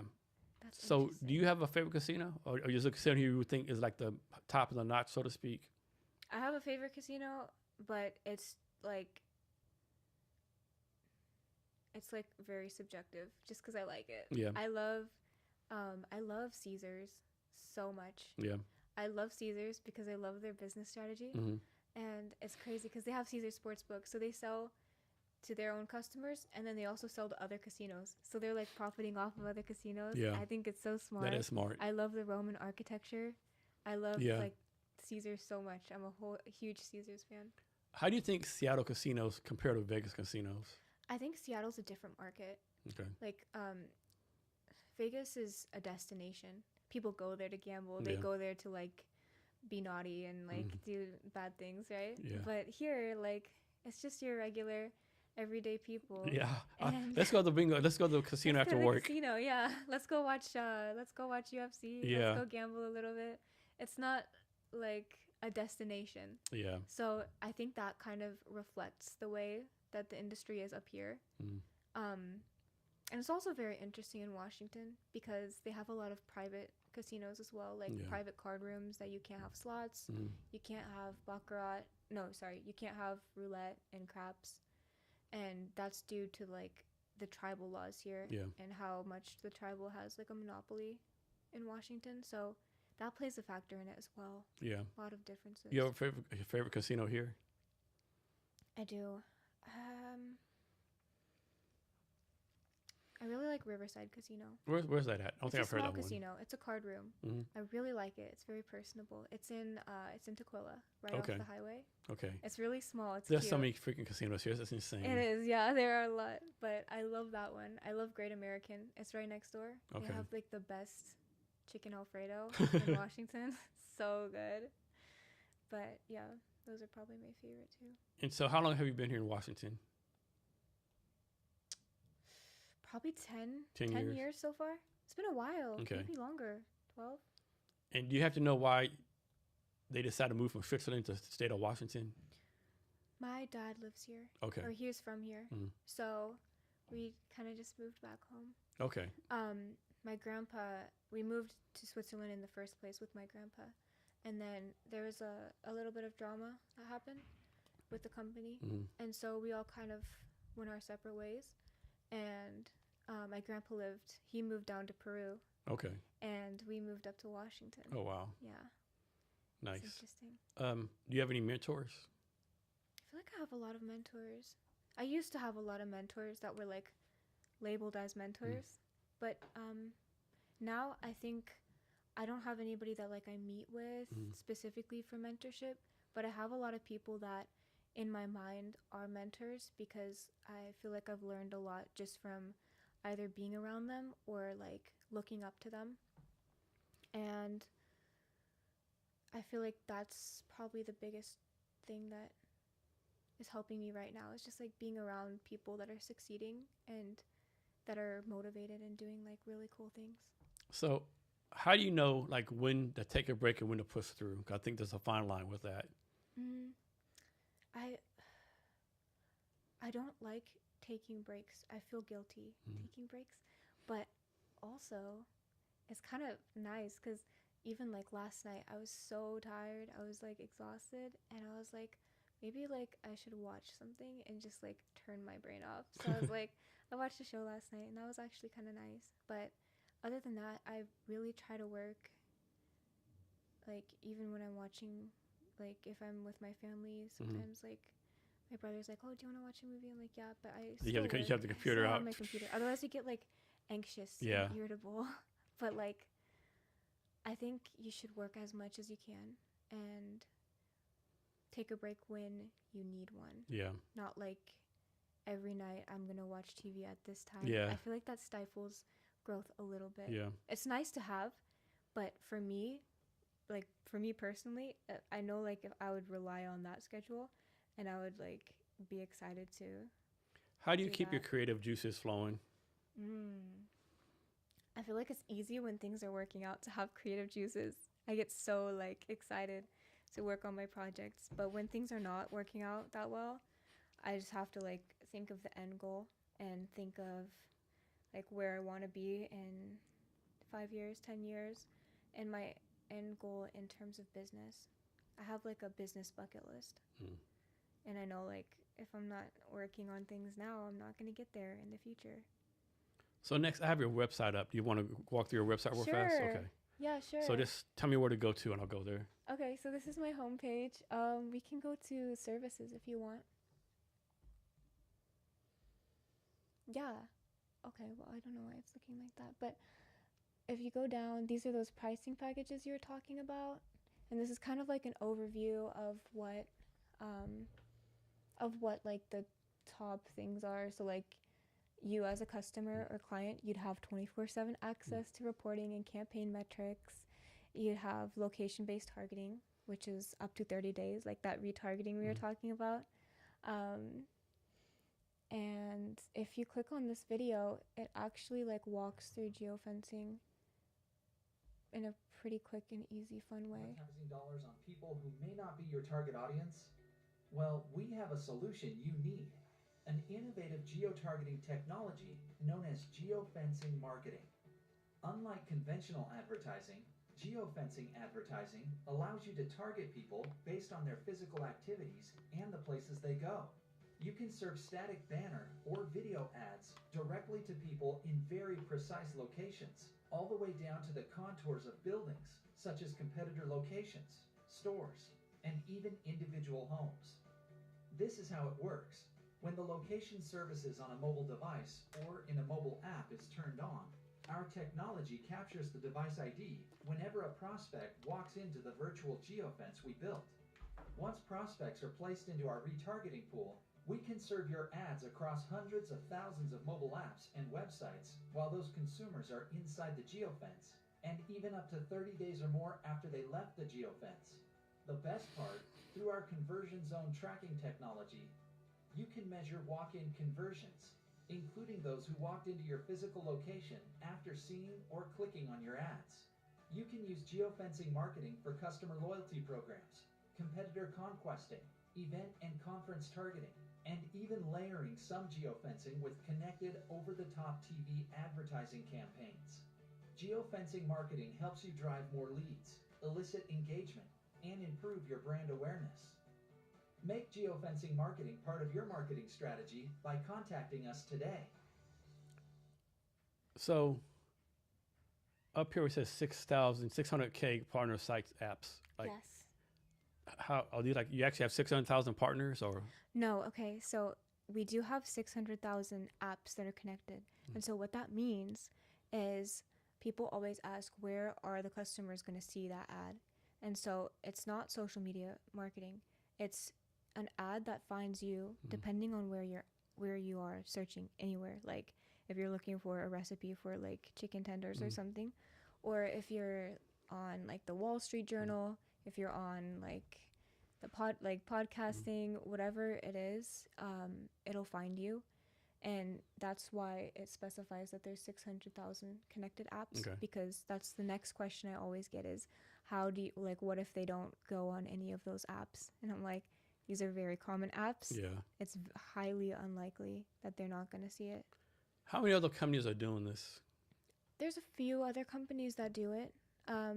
But like I said, the main differentiator, other than the like small company that we have like a very good focus on our clients. You usually need like a budget of $20,000 a month or more to get started in geofencing, just because of the nature of it.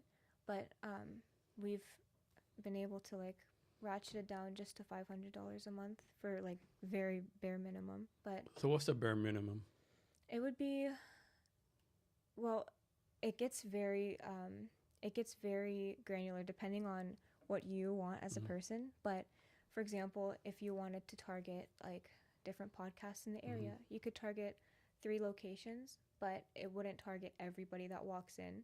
It would target only like the people that we would have to set. We'd have to set like a very specific target so that we actually reach those people, and you'd probably be able to retarget them once or twice.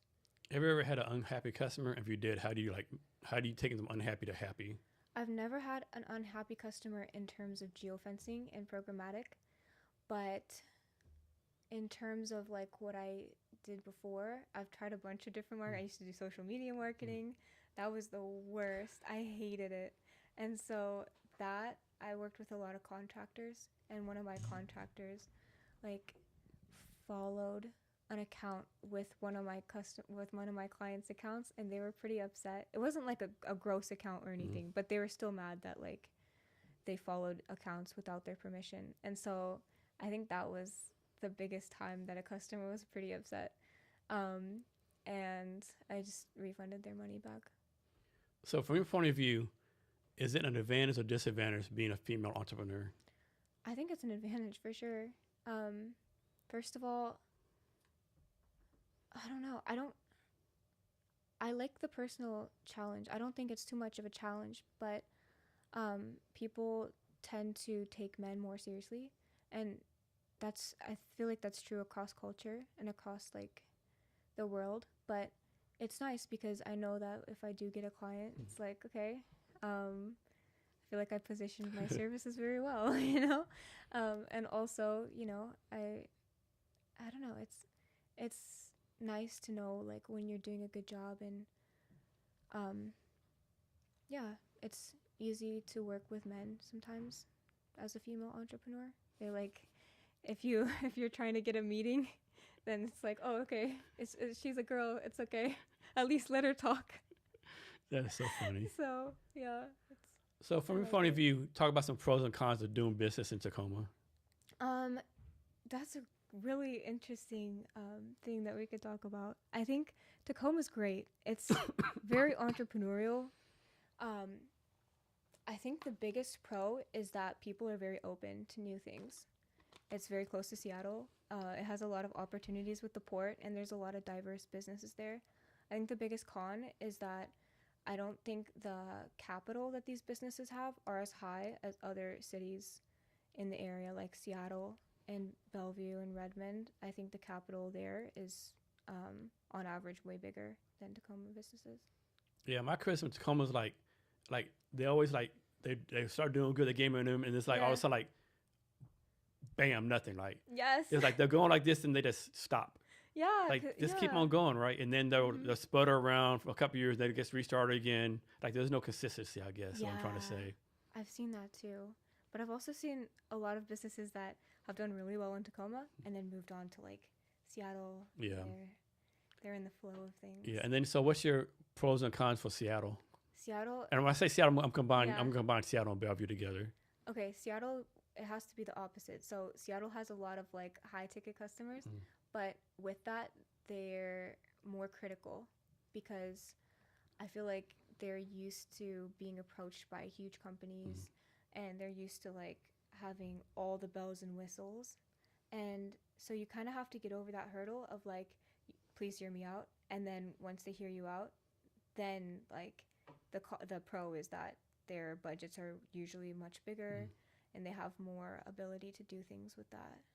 So talk about can you talk about your sales cycle? Because I'm sure you don't call someone on Monday and they give you 20,000 on a Tuesday, right? Like how's your Yeah. sales cycle work? Like how long is it? How you work through that? Yeah. Okay, so due to the fact that it's so highly specific for each customer, there's usually like a week-long period where we meet with the customer, we meet with the client, we talk about all the things, and then once we do that, we develop our own strategy, and we also have to develop the pricing from that strategy. So, like there is the pricing up here, but Go back here. sometimes the customer wants to pay like $1,000, but they want to geo target like all of like the entire addressable household for like 5 zip codes with every single address in there. And it's like, that's a great idea, but you're not going to be able to do that with $1,000. And so that takes a little while. Takes about a week to do that. And then once we give it to the client and if they agree, then we start the next process, which is setting up the back end. And that takes another week to set up all the back end and to make sure everything's in place and tested so that the ads aren't going to random people and that the ads are like exactly to the demographics that we set. How does it work? Suppose you have a customer Yeah. and they say, hey, I want to do ads to left-handed tennis players, right? Yes. And you do all the work. And right before it goes live, you say, oh, I changed my mind. I want right-handed golf players. Is that a lot of like work on the back end to make those changes? I mean, it can be. It depends how many changes they want, but And you do charge like extra changes? no. No, okay. You probably should do that. I probably should. I really enjoy A/B testing, and I love like seeing the different ways that the campaign can go. So if they want it changed, I think the thing that takes the most amount of time setting it up is like getting the ads to the correct like placements and making sure that they're the correct size is for the correct placement. So there's different sizes that are like optimum for mobile device for different viewing and different types of like websites or apps that are connected. And so I feel like that's the biggest thing that takes time. If they want to change in demographics, it's okay. If they want to change in location, it takes a little longer to set.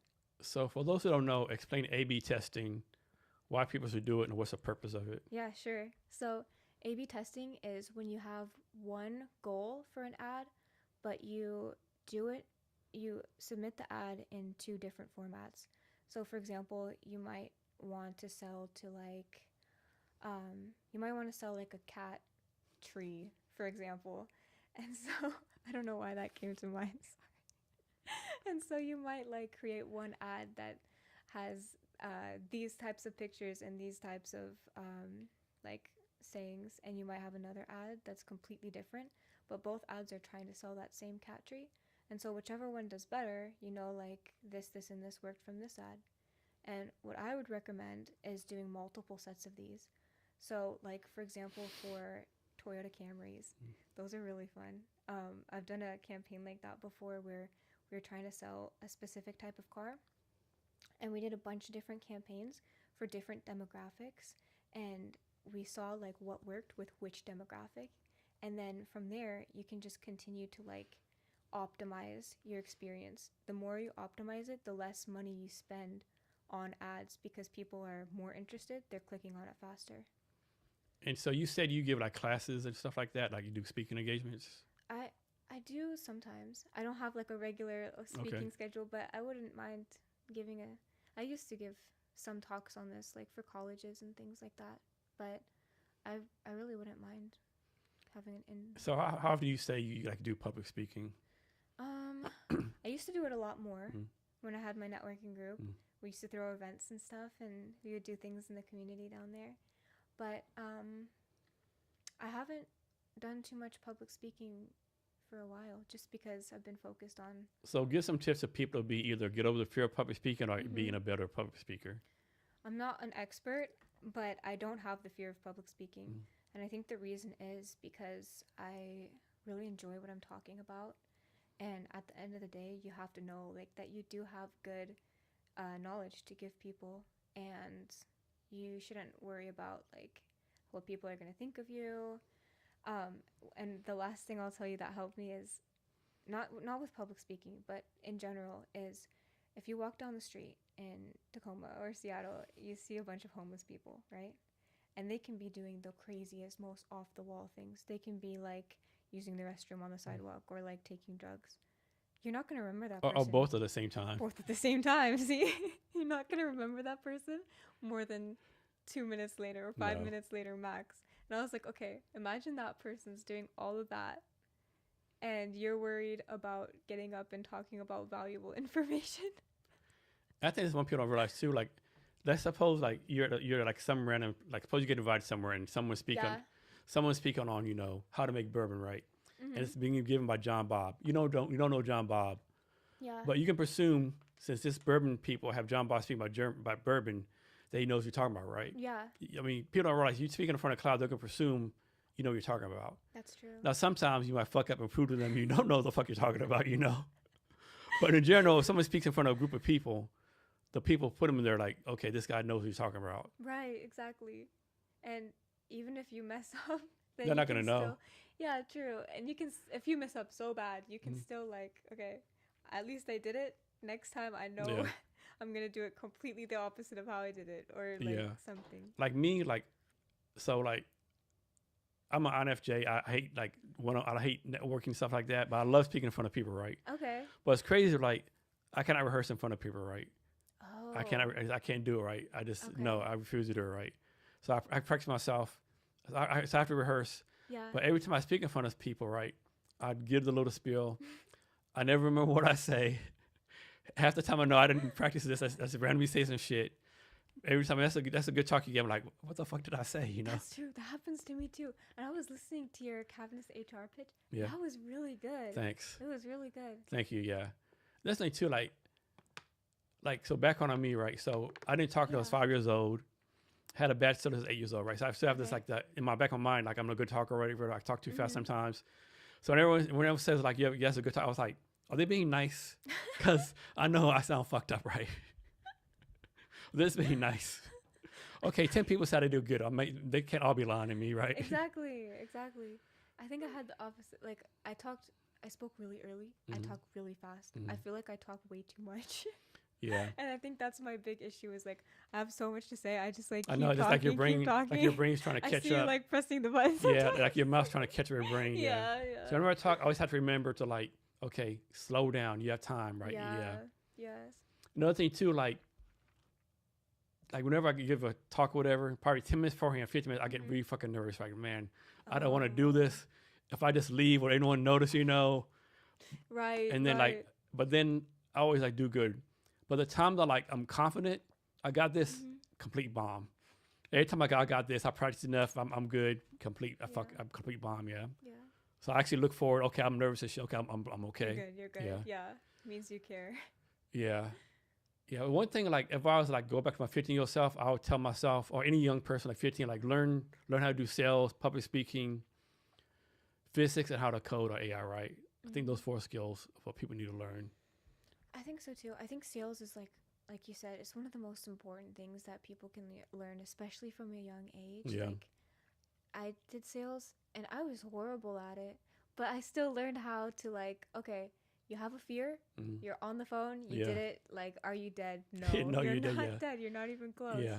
You're just, like, a little embarrassed, but having that, like, that thing that you have to do, even though you don't want to, I feel like that's so helpful for young people. Do you do any cold calling? Cold calling? Yeah, I do a lot of What's your cold take on calling. that?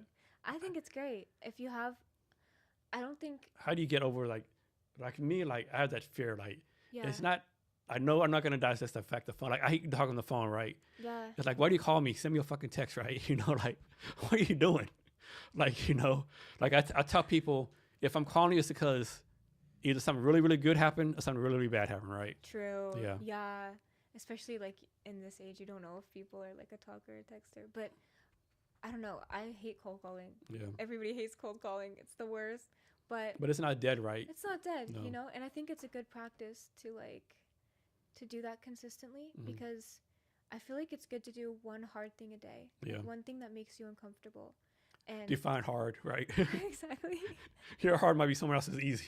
True, exactly. And so the point is to like build up your tolerance so that like, okay, next year my hard is somebody else's really hard, you know? But one thing I really want to try is like doing cold calling, like having a group of people and everybody's in like their own corner of the room and they all know that, okay, everybody has this many people to cold call. And like you do it and then you come back and you tell about it because everybody knows like you're gonna fail 90% of them, especially nowadays. Like you know, like who actually answers the phone now, right? Right. And it's like usually the chance AI callers. Some bot, or some some admin assistant, some secretary, right?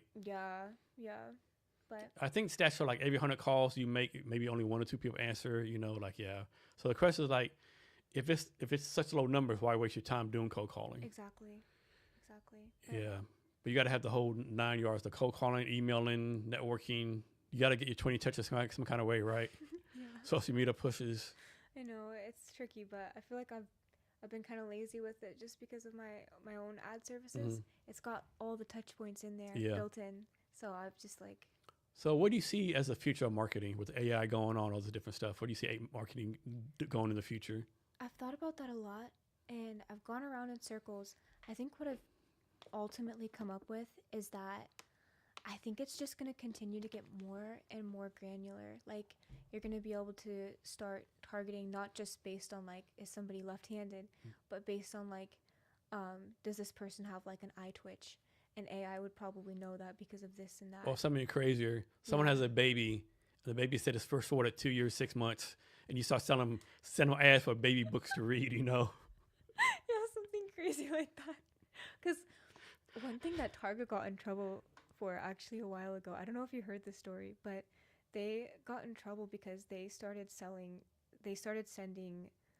so their research team got way too advanced and they send out these pamphlets and these email ads. And so they started sending out these emails to a lady that was pregnant, but she didn't even know she was pregnant. And they kept doing that. And just based on the algorithm that they built themselves, they kept sending it to like all these, and they would get so mad. They'd be like, and then after that, they realized that they were pregnant. And they're like, how did Target know that I was pregnant before I did? Like, they would send them baby carriages and like all these blankets and stuff just based on their buying habits. Oh, and wow. it was crazy. That's insane. Like, it's going to get more and more. Has like any company ever been sued over this? Like, maybe Target. Maybe I Target. can't remember if they were sued or not. But I know they had to stop like that specific thing they were doing. From what you know, is there a company that does this better than other companies? Do what? There's a company that does this better than other companies? Like market research? Yeah. Or ads or whatever. I think there's a lot that we can learn from big companies like Starbucks, for example. Starbucks puts out a bunch of ads and they have a great loyalty program, but they spend millions of dollars to get there. And same with Pepsi. Like when Pepsi changed their logo, I can't remember when this was. I think it was early 2000s, but they changed their logo from like the ice blast and the Pepsi, like the block Pepsi letters, to like the more modern, like clean Pepsi. They spent $1 million for this like research brand to come in and be like, tell them what to do with their new logo. But it was crazy. Like it was so over the top the way that this company came in. They came in and they were like, okay, Pepsi logo is a circle, right? And it has those 3 lines and stuff. But they were like, this is how it connects to like the orbit of the globe. This is how like the gravitational forces, like they even tied it back to like the Fibonacci sequence and like Da Vinci's drawings of like the human body. Okay. And it was just like they're changing the logo from like the 3 lines are straight to the 3 lines are curved. Yeah. And then they're like, it cost $1 million. this is how it looks with like the human face. It makes it more like a smile, so people see the brand is happier. And I think there's so much that we can learn from these brands that do all this research. And that's kind of a ridiculous example. But I mean, they're spending millions of dollars and you have access to all of this for free. What's your take on the Cracker Barrel fiasco they went through a few months ago? Personally, I like the original Cracker Barrel. Yeah, it's like it's traditional. It's so everyone homey. Yes, it's like it basically they changed the IHOP. You know, like Yes. it looks so sterile or corporate, right? It's like that's horrendous, right? I understand it's easier for like printing and stuff. I'm gonna say you want to update, but man, you got to listen to your core customer, right? Right. It's like this so is insane. A classic. Like this ain't Cracker Barrel. Like you want your biscuits, your gravy, like the old country thing. Like they spent like millions of dollars on the logo. And the one thing is like for $5, like. And the thing was crazy, like the name of the company is Cracker Barrel. They got rid of the old man, the cracker, and the barrel. And the barrel. Yeah, like what the fuck? I know. It's like, what are you doing? what was the thinking behind that? It's like changing McDonald's colors from red and yellow to like green. Yeah. know. A lot of these big companies with all these millions of dollars definitely don't get it right all the time, right? Yeah. But I mean, it shows that they have a really good budget for purchasing ads. Oh my God. Yeah. I saw that first Cracker Barrel. Yeah, this is not going to go good. No. I wish they had more Cracker Barrels here. I think the closest one is down in Oregon somewhere, right? Is it? I think so. I think there's one by Portland. I could be mistaken. Maybe. I think that's the closest one, yeah. I think maybe. I haven't been. The first time I went to Cracker Barrel was when I was like, I don't know, in high school. Like, Yeah. Never been there, but it was. It's like it's dusty, all these knickknacks to buy, but no one buys them, But it's a whole experience. Yeah, it's experience. Like you don't go there, have fun. You go there, eat your meal, get the fuck out. Exactly. Yeah. So, what advice you have any new marketers? Advice for new marketers, I would say, take advantage of the way that technology is going, and make sure that your business or your product is scalable, and make sure that you have that background of like psychological advice that you can apply to your ads and that you can work with, and you can give your clients real feedback on their, because sometimes clients come to me with their ads that they want me to publish, and sometimes they're good, sometimes they're really bad, and I don't know how to say like, hey, this is not going to do well for the CTR. So sometimes I offer to like remake the ads and things like that, but yeah, just making sure that you have a reason behind doing things. So what's your take on this, right? Mm-hmm. So someone put this on LinkedIn one time. Someone said, hey, I know AI is a hot rage, but if I'm trying to hire someone and they said to use AI, I'm not going to use them. I want them to like use it like traditional way. I'm thinking like, if I'm like, if I gonna hire you to do something, you said you don't use AI, I'm like, what the fuck am I hire you for, right? Yeah. Like, what are you doing, right? Yeah. So I don't understand how these people say, oh, don't use AI. Or kids me too, like people like bad on LinkedIn, like, oh, there's too much AI during the content. We can tell there's dash in it. Like, who fucking cares, right? I mean, I'm sure someone needed to say, go to ChatGPT, said, write me a random article about anything, right? Yeah. I'm sure they put like a baseline, do an article on XYZ B121, I just don't get it right. Now, one thing I don't like one thing is crazy. When I write, I actually write with dashes in my shit, right? So sometimes I take the dash out. One thing I don't like when ChatGPT puts a lot of green check marks, right? I don't like that. So I delete I delete those. Yeah. But it just kills me when people like have that mindset.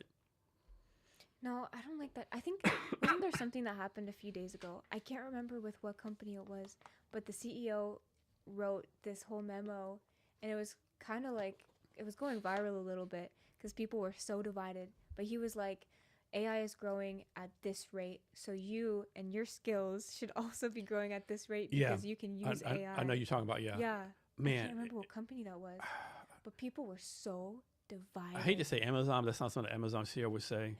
It was something. I remember it was a big company, right? Yeah. Or Like something like, you know, Redfin or something. AI, if you're using AI, you should increase your output by this much. Yes. If you're not using AI, you won't. So if you're not using AI, basically You're like, gonna get cut. yeah. But And then what happens is you use AI. Mhm. Oh, AI does such a good job. We only need one person. You 2,000 people get laid off. Yeah, that's true. And I know it's Amazon. The CEO told his people, hey, learn how to use AI and move back here, right? And people are like, why? But then the next week, he laid off like 10,000 people. Maybe the number's wrong. But he laid off a lot of people because AI took the job. So people are like, so you want me to move from like Nebraska, where you said I could move after COVID, go back to Seattle, Yeah, and to be told in 6 months, hey, I take my job, get laid off? Like, no. that's crazy. Yeah.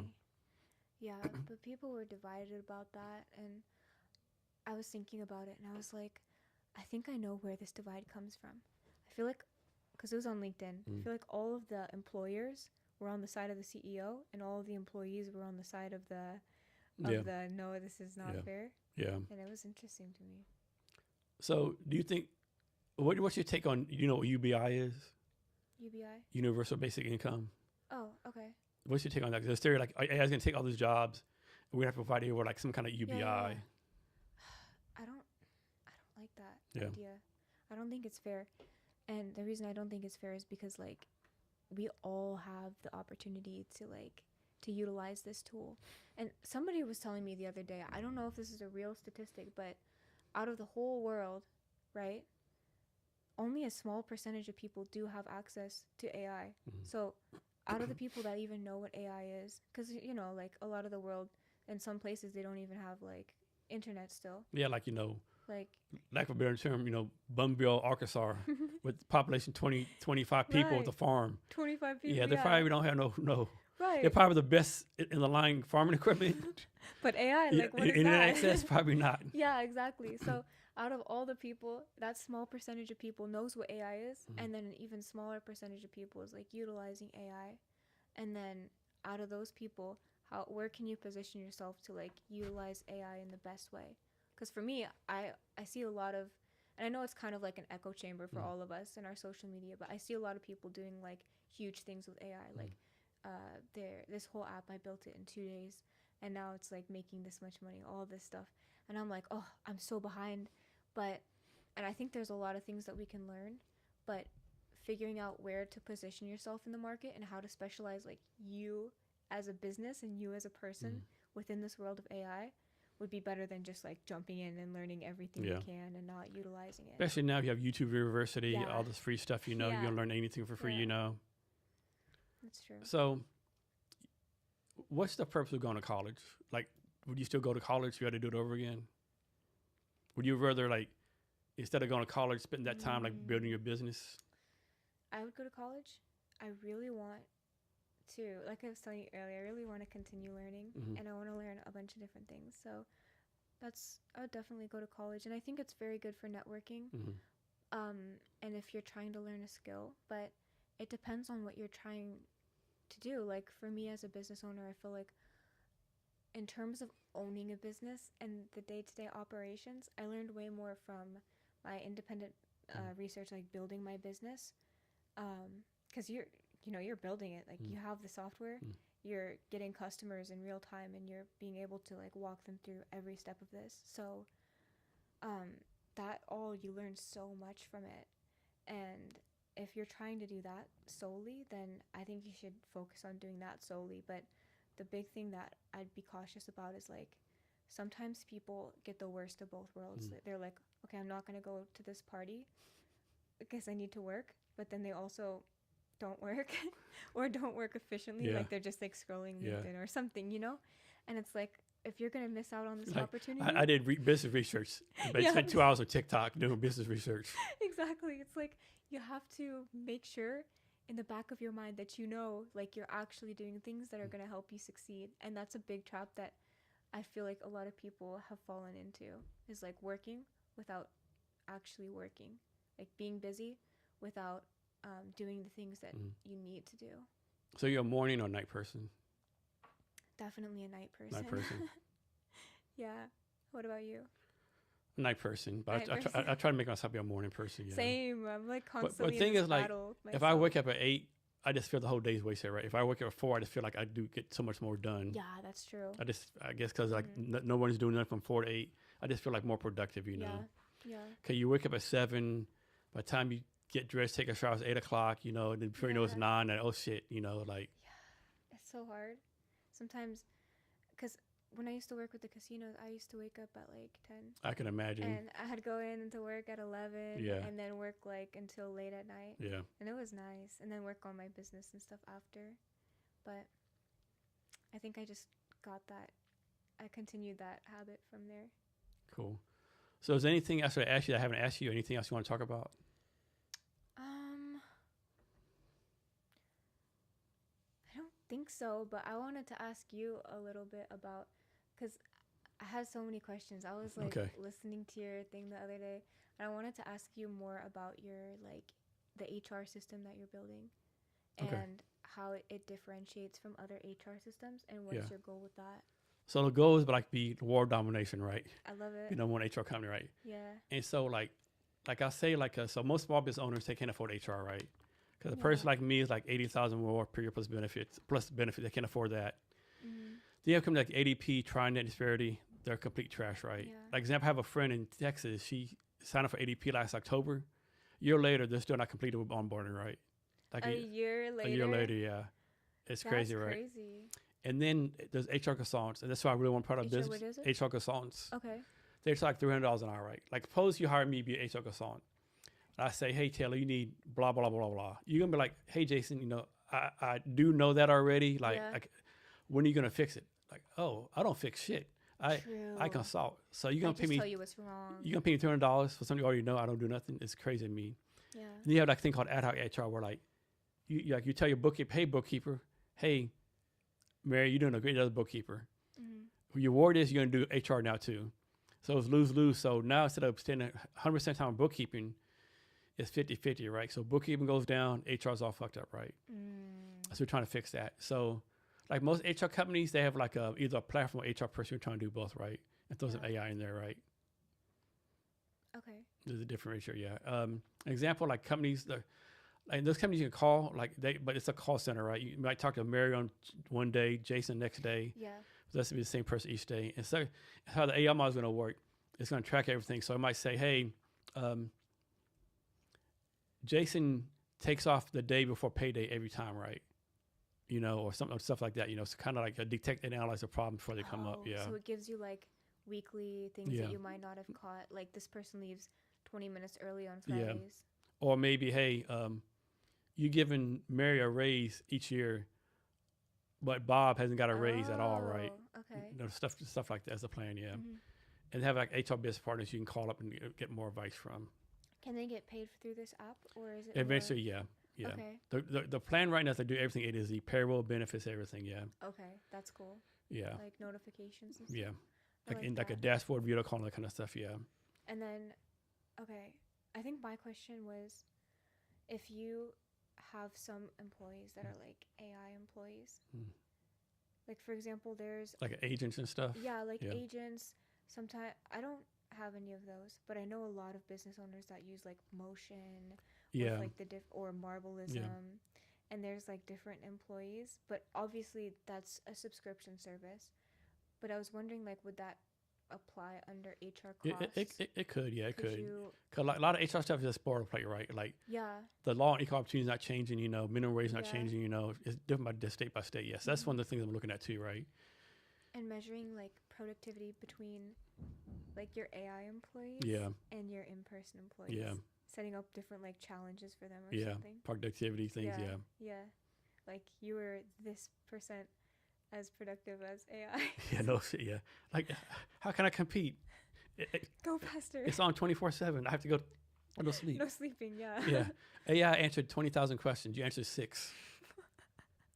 That would be funny. Yeah. Yeah, that's on the bucket list too. Yeah. So last year I actually like built out. Had someone build a demo for like I call it MVP minus. So I would do like beta testing levels intent, but like everyone wants to buy, but it's not there yet, right? Mm-hmm. And so my developer, she got a job at Walmart, so I can't compete with Walmart prices, right? Yeah. So the platform has actually been kind of dead for a while. Has a lot of bugs in it. So that's why I'm doing the refunder, because I'm partnered with a company out of Vietnam called Tech Bank that's going to build out for me. So Vietnam developers are like 70% savings, right? You know, so it's a lot cheaper. And like, Yeah. I probably shouldn't say out loud, but a lot of US developers, like they want 100,000 a year, and they might work 30 hours a week, right? Right. And they're like, right. you know, they're like, some of them are not as good as think are. In Vietnam, they're getting paid like 30,000 a year, and they work like 40, 56 hours, right? I know, it's amazing. I've Yeah. never used Vietnam, but I've worked with a lot of developers from Pakistan, Yeah, and they're amazing. They're Yeah. fast. They're Yeah. very like they're on it, and with the currency exchange, like Yeah. they're getting more than oh yeah. we're actually Oh, paying. yeah. So it's Yeah. it's a very It's a win-win fair for trade. both, It's yeah. not like we're And honestly, I would want to hire US developers, man. It's like I can't afford it, and they're it's like, hard. It's expensive. and it's like, and they're like, a lot of them have these attitudes and stuff, you know. It's Like, attitudes. I just think a lot of US developers price themselves out of the market, right? Yeah, they're looking for a job instead of like completing projects. Yeah. Another criticism I have a lot of developers across the world is like a lot of them say, "Well, go to my GitHub. I have these 20 projects." True, but what have you finished, right? What have you complete? What have you finished building, right? I see Yeah. you're building stuff and working crap. But what have you actually finished building, right? Exactly. I think that's hard to find too. Yeah, I think so too. With my app, I had this developer for a year and a half, and he built out my whole Success Club website for me, and it was great. But it's not professional, and I don't think that it's scalable. Like, it's completely functional. Every time I have a design edit, it was like, and it's true, like, you get what you pay for. Yeah. But still, like, I just got so frustrated. So I was like, how can I utilize AI to make this system better? And there's a lot of different, like, Have you heard of Lovable? I've heard of it. I haven't used it. You should use it. Yeah. I've, That's how I built my my ebook website, my Builders Club website. that's cool. Yeah. I've used one called Emergent, but I have all the back end and front end already from this developer. Yeah. So I've just been kind of like transitioning it into there. And so my app's pretty much done. I'm just trying to like make sure that everything's connected to like a scalability Yeah. aspect. And I don't know that. So once I'm done, I'm going to hire somebody to like, can you Yeah. double check everything, make sure it's scalable, make sure the domain is good, it's connected, like the cloud storage is there. So there's so much to it, right? You got to connect to GitHub, the AWS, Yeah. or the cloud. It's all this Yeah. moving pieces, right? If one thing's off, it fucks it all up, you know. But it's incredible what AI can do, Yeah. and it's just crazy. how Here's one fast for it you. can I go. remember like 5 years ago, you go to a networking event, and people like say, so I go to a networking event called. Have you ever gone to New Tech Northwest with Brent Green? Yes, yeah. So you know how he'll stand up and say, you know, if you look for a job, stand up. Mm-hmm. So back then he said, who's looking for a job? Like no one would stand up. And then who's hiring? All these companies stand up. I'm hiring software developers, right? Like we need 50 software developers, right? And if that, we have like 4 or 5 off. We don't need it. Now it's reversed. All the developers stand up. I need a job, and all the companies are like, we're using AI now. That's crazy. You're right. Yeah. Can you imagine like you're graduating now as a junior developer? No. You're fucked. No, you are. If I were graduating now as a developer or in software development, I think I would position myself as like an AI consultant. Yeah. Because I really need a good consultant to like look over all the code that I've Yeah. rebuilt. Because I did it with a bunch of different sites just to make sure. But I really need somebody to make sure, like, if 50 users, I Yeah. know it'll work. 100, 1,000, sure. But like, what if it gets to like 100,000 users or 500,000 I users? know, right? When is What it if going to break? crashes, Yeah. Right? Yeah. So I just don't know how that works. And this is my concern, right? My question, right? So all these companies, they're not hiring junior developers, right? So AI is doing it, right? Because so AI does the junior developer stuff, and all the mid-level and senior levels are doing the rest of the stuff. What happens if these senior level and mid-level developers retire or leave, right? There's no one doing the junior developer stuff, right? So I'm a junior developer. I haven't done development in 4 years. I can just go become a mid-level developer. I don't have the skills, right? But the skills are going to be like, they haven't practiced. No. They haven't, Unless they train the AI to do it, right? yeah. I don't know. It's like scary I times don't and know fun, how that's going to work. crazy times, yeah. Yeah. But it's always been like this, right? Like back in the day when the cars came, people were like, oh man, we're gonna lose our jobs, you know, like people make saddles for the horses, you know. People shovel the shit off the streets from the horse shit, right? Yeah. What are they gonna do for their job? Yeah, You know? that's true. I don't know. It's interesting times. Here's one for you. So, I have 3 options. Option 1, just stay here, keep on living your life. Option 2, go 500 years in the future. But you have to stay, right? 500 years in the future, you have to stay. Mm-hmm. Or 500 years in the past, you have to stay. Which one do you pick? Ooh. Oh, and you have to stay? Yeah. Like at my age? Yeah. That would change a lot of stuff. I don't know. I'm tempted to say 5 years in the past. 500 years. Oh, 500 years Yeah, in 500 the years, past? yeah. No, I think I would stay. Stay. I'd be like, I don't know. I don't think I would last 500 Yeah, years yeah, in the yeah, past. yeah. We're not built to go back in the past. No. There's like Black Plague, malaria, Yeah. all kind of wars and shit, you know. Yeah. You're a female. True. I wouldn't be able to do anything. I think I would just There's no hot water, No. There's no hot water. no electricity. There's no, like, my favorite foods. You might take a bath once a week, if that. No. I would not make it. And then 5 years in the future, it'd be exciting if we were around, right? If we're around, that's Yeah. the tricky You go 5 part. years in the future, it's like a nuclear wasteland. That's what I was There's a big thinking. sign, we went to Mars 100 years ago. You're like the only one there. So I think I would stay. Yeah, I definitely think we're in the best time of history right now. All the I think so. opportunities. I mean, of course, the news make it sound like we're all fucked up or whatever, but They do. all the stats like death rates are going down, diseases are going down, literacy is going up. Right. I mean, of course, there's poor people, always be poor people, right? Of But then, course. like, people don't realize our poor is not like other people poor, right? For sure. That's a really good realization. Because I've seen to some have. destitute people in the army, like people sleeping on floors, like Afghanistan, Yeah. Pakistan, right? And I don't know how true this is, but I saw somewhere where like I need to check this one day. But supposedly, like Mississippi is like a poor state. Supposedly, Mississippi's economic GDP is the same as England. That's crazy. I believe that. I heard a similar statistic Yeah. the other day. And someone like, Yeah. damn, how fucked up is Europe if Mississippi's outdoing you? I know. Like England? Yeah. I know people I mean, really people don't realize how good our economy is, right? They don't. America is just like an amazing place to We're just live. a bunch There's of so many spoiled brats, you know. opportunities. Yeah. I don't get steak every day for dinner. I'm not doing good. That's true.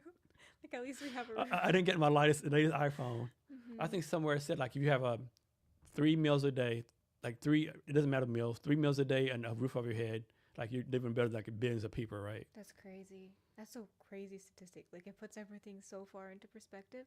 And then imagine like we're worried about things like, oh, I didn't get as many clients as I thought I would this Yeah. month. Like, oh, we're doing great. Or how dare the Starbucks barista put an extra half ounce of soy milk in my shit? Because coffee ruined my day. Yeah, I get that for sure. Or this asshole cut me off, you know, how Mhm. dare you, know, yeah. Road rage is real. Yeah, but you got people like in different parts of the world, like they're Not hustling, even- right? Yeah. And they work hard too. Yeah, Yeah. It's crazy. cool. Anything else you want to talk about? I think we covered a lot of Okay. stuff. Yeah. I think that's good. So, what do you think? First time experience? Had a good time? Yeah, it was Yeah. really fun. I was Good. nervous though. I'm probably gonna like rewatch it. I'm like talking like 100 miles per hour, but it was fun. It was a really good experience, and Cool. I was happy to come on. Thank you. So, how can people reach out to you? They can reach out to me on LinkedIn, and I have a personal LinkedIn and business LinkedIn. Also Instagram. I'm very active on Instagram and Facebook, and yeah. Thank you. So, thanks, Taylor, for being here. I really appreciate it. Thanks for bringing me on. Yes. And for our listeners, don't forget we're doing a refund for Cabinets HR. You can own Cabinets HR for as little as $100 investment. Also, check out the ebooks. I did 7 ebooks based on 300 talks on the Jason Cabinets experience.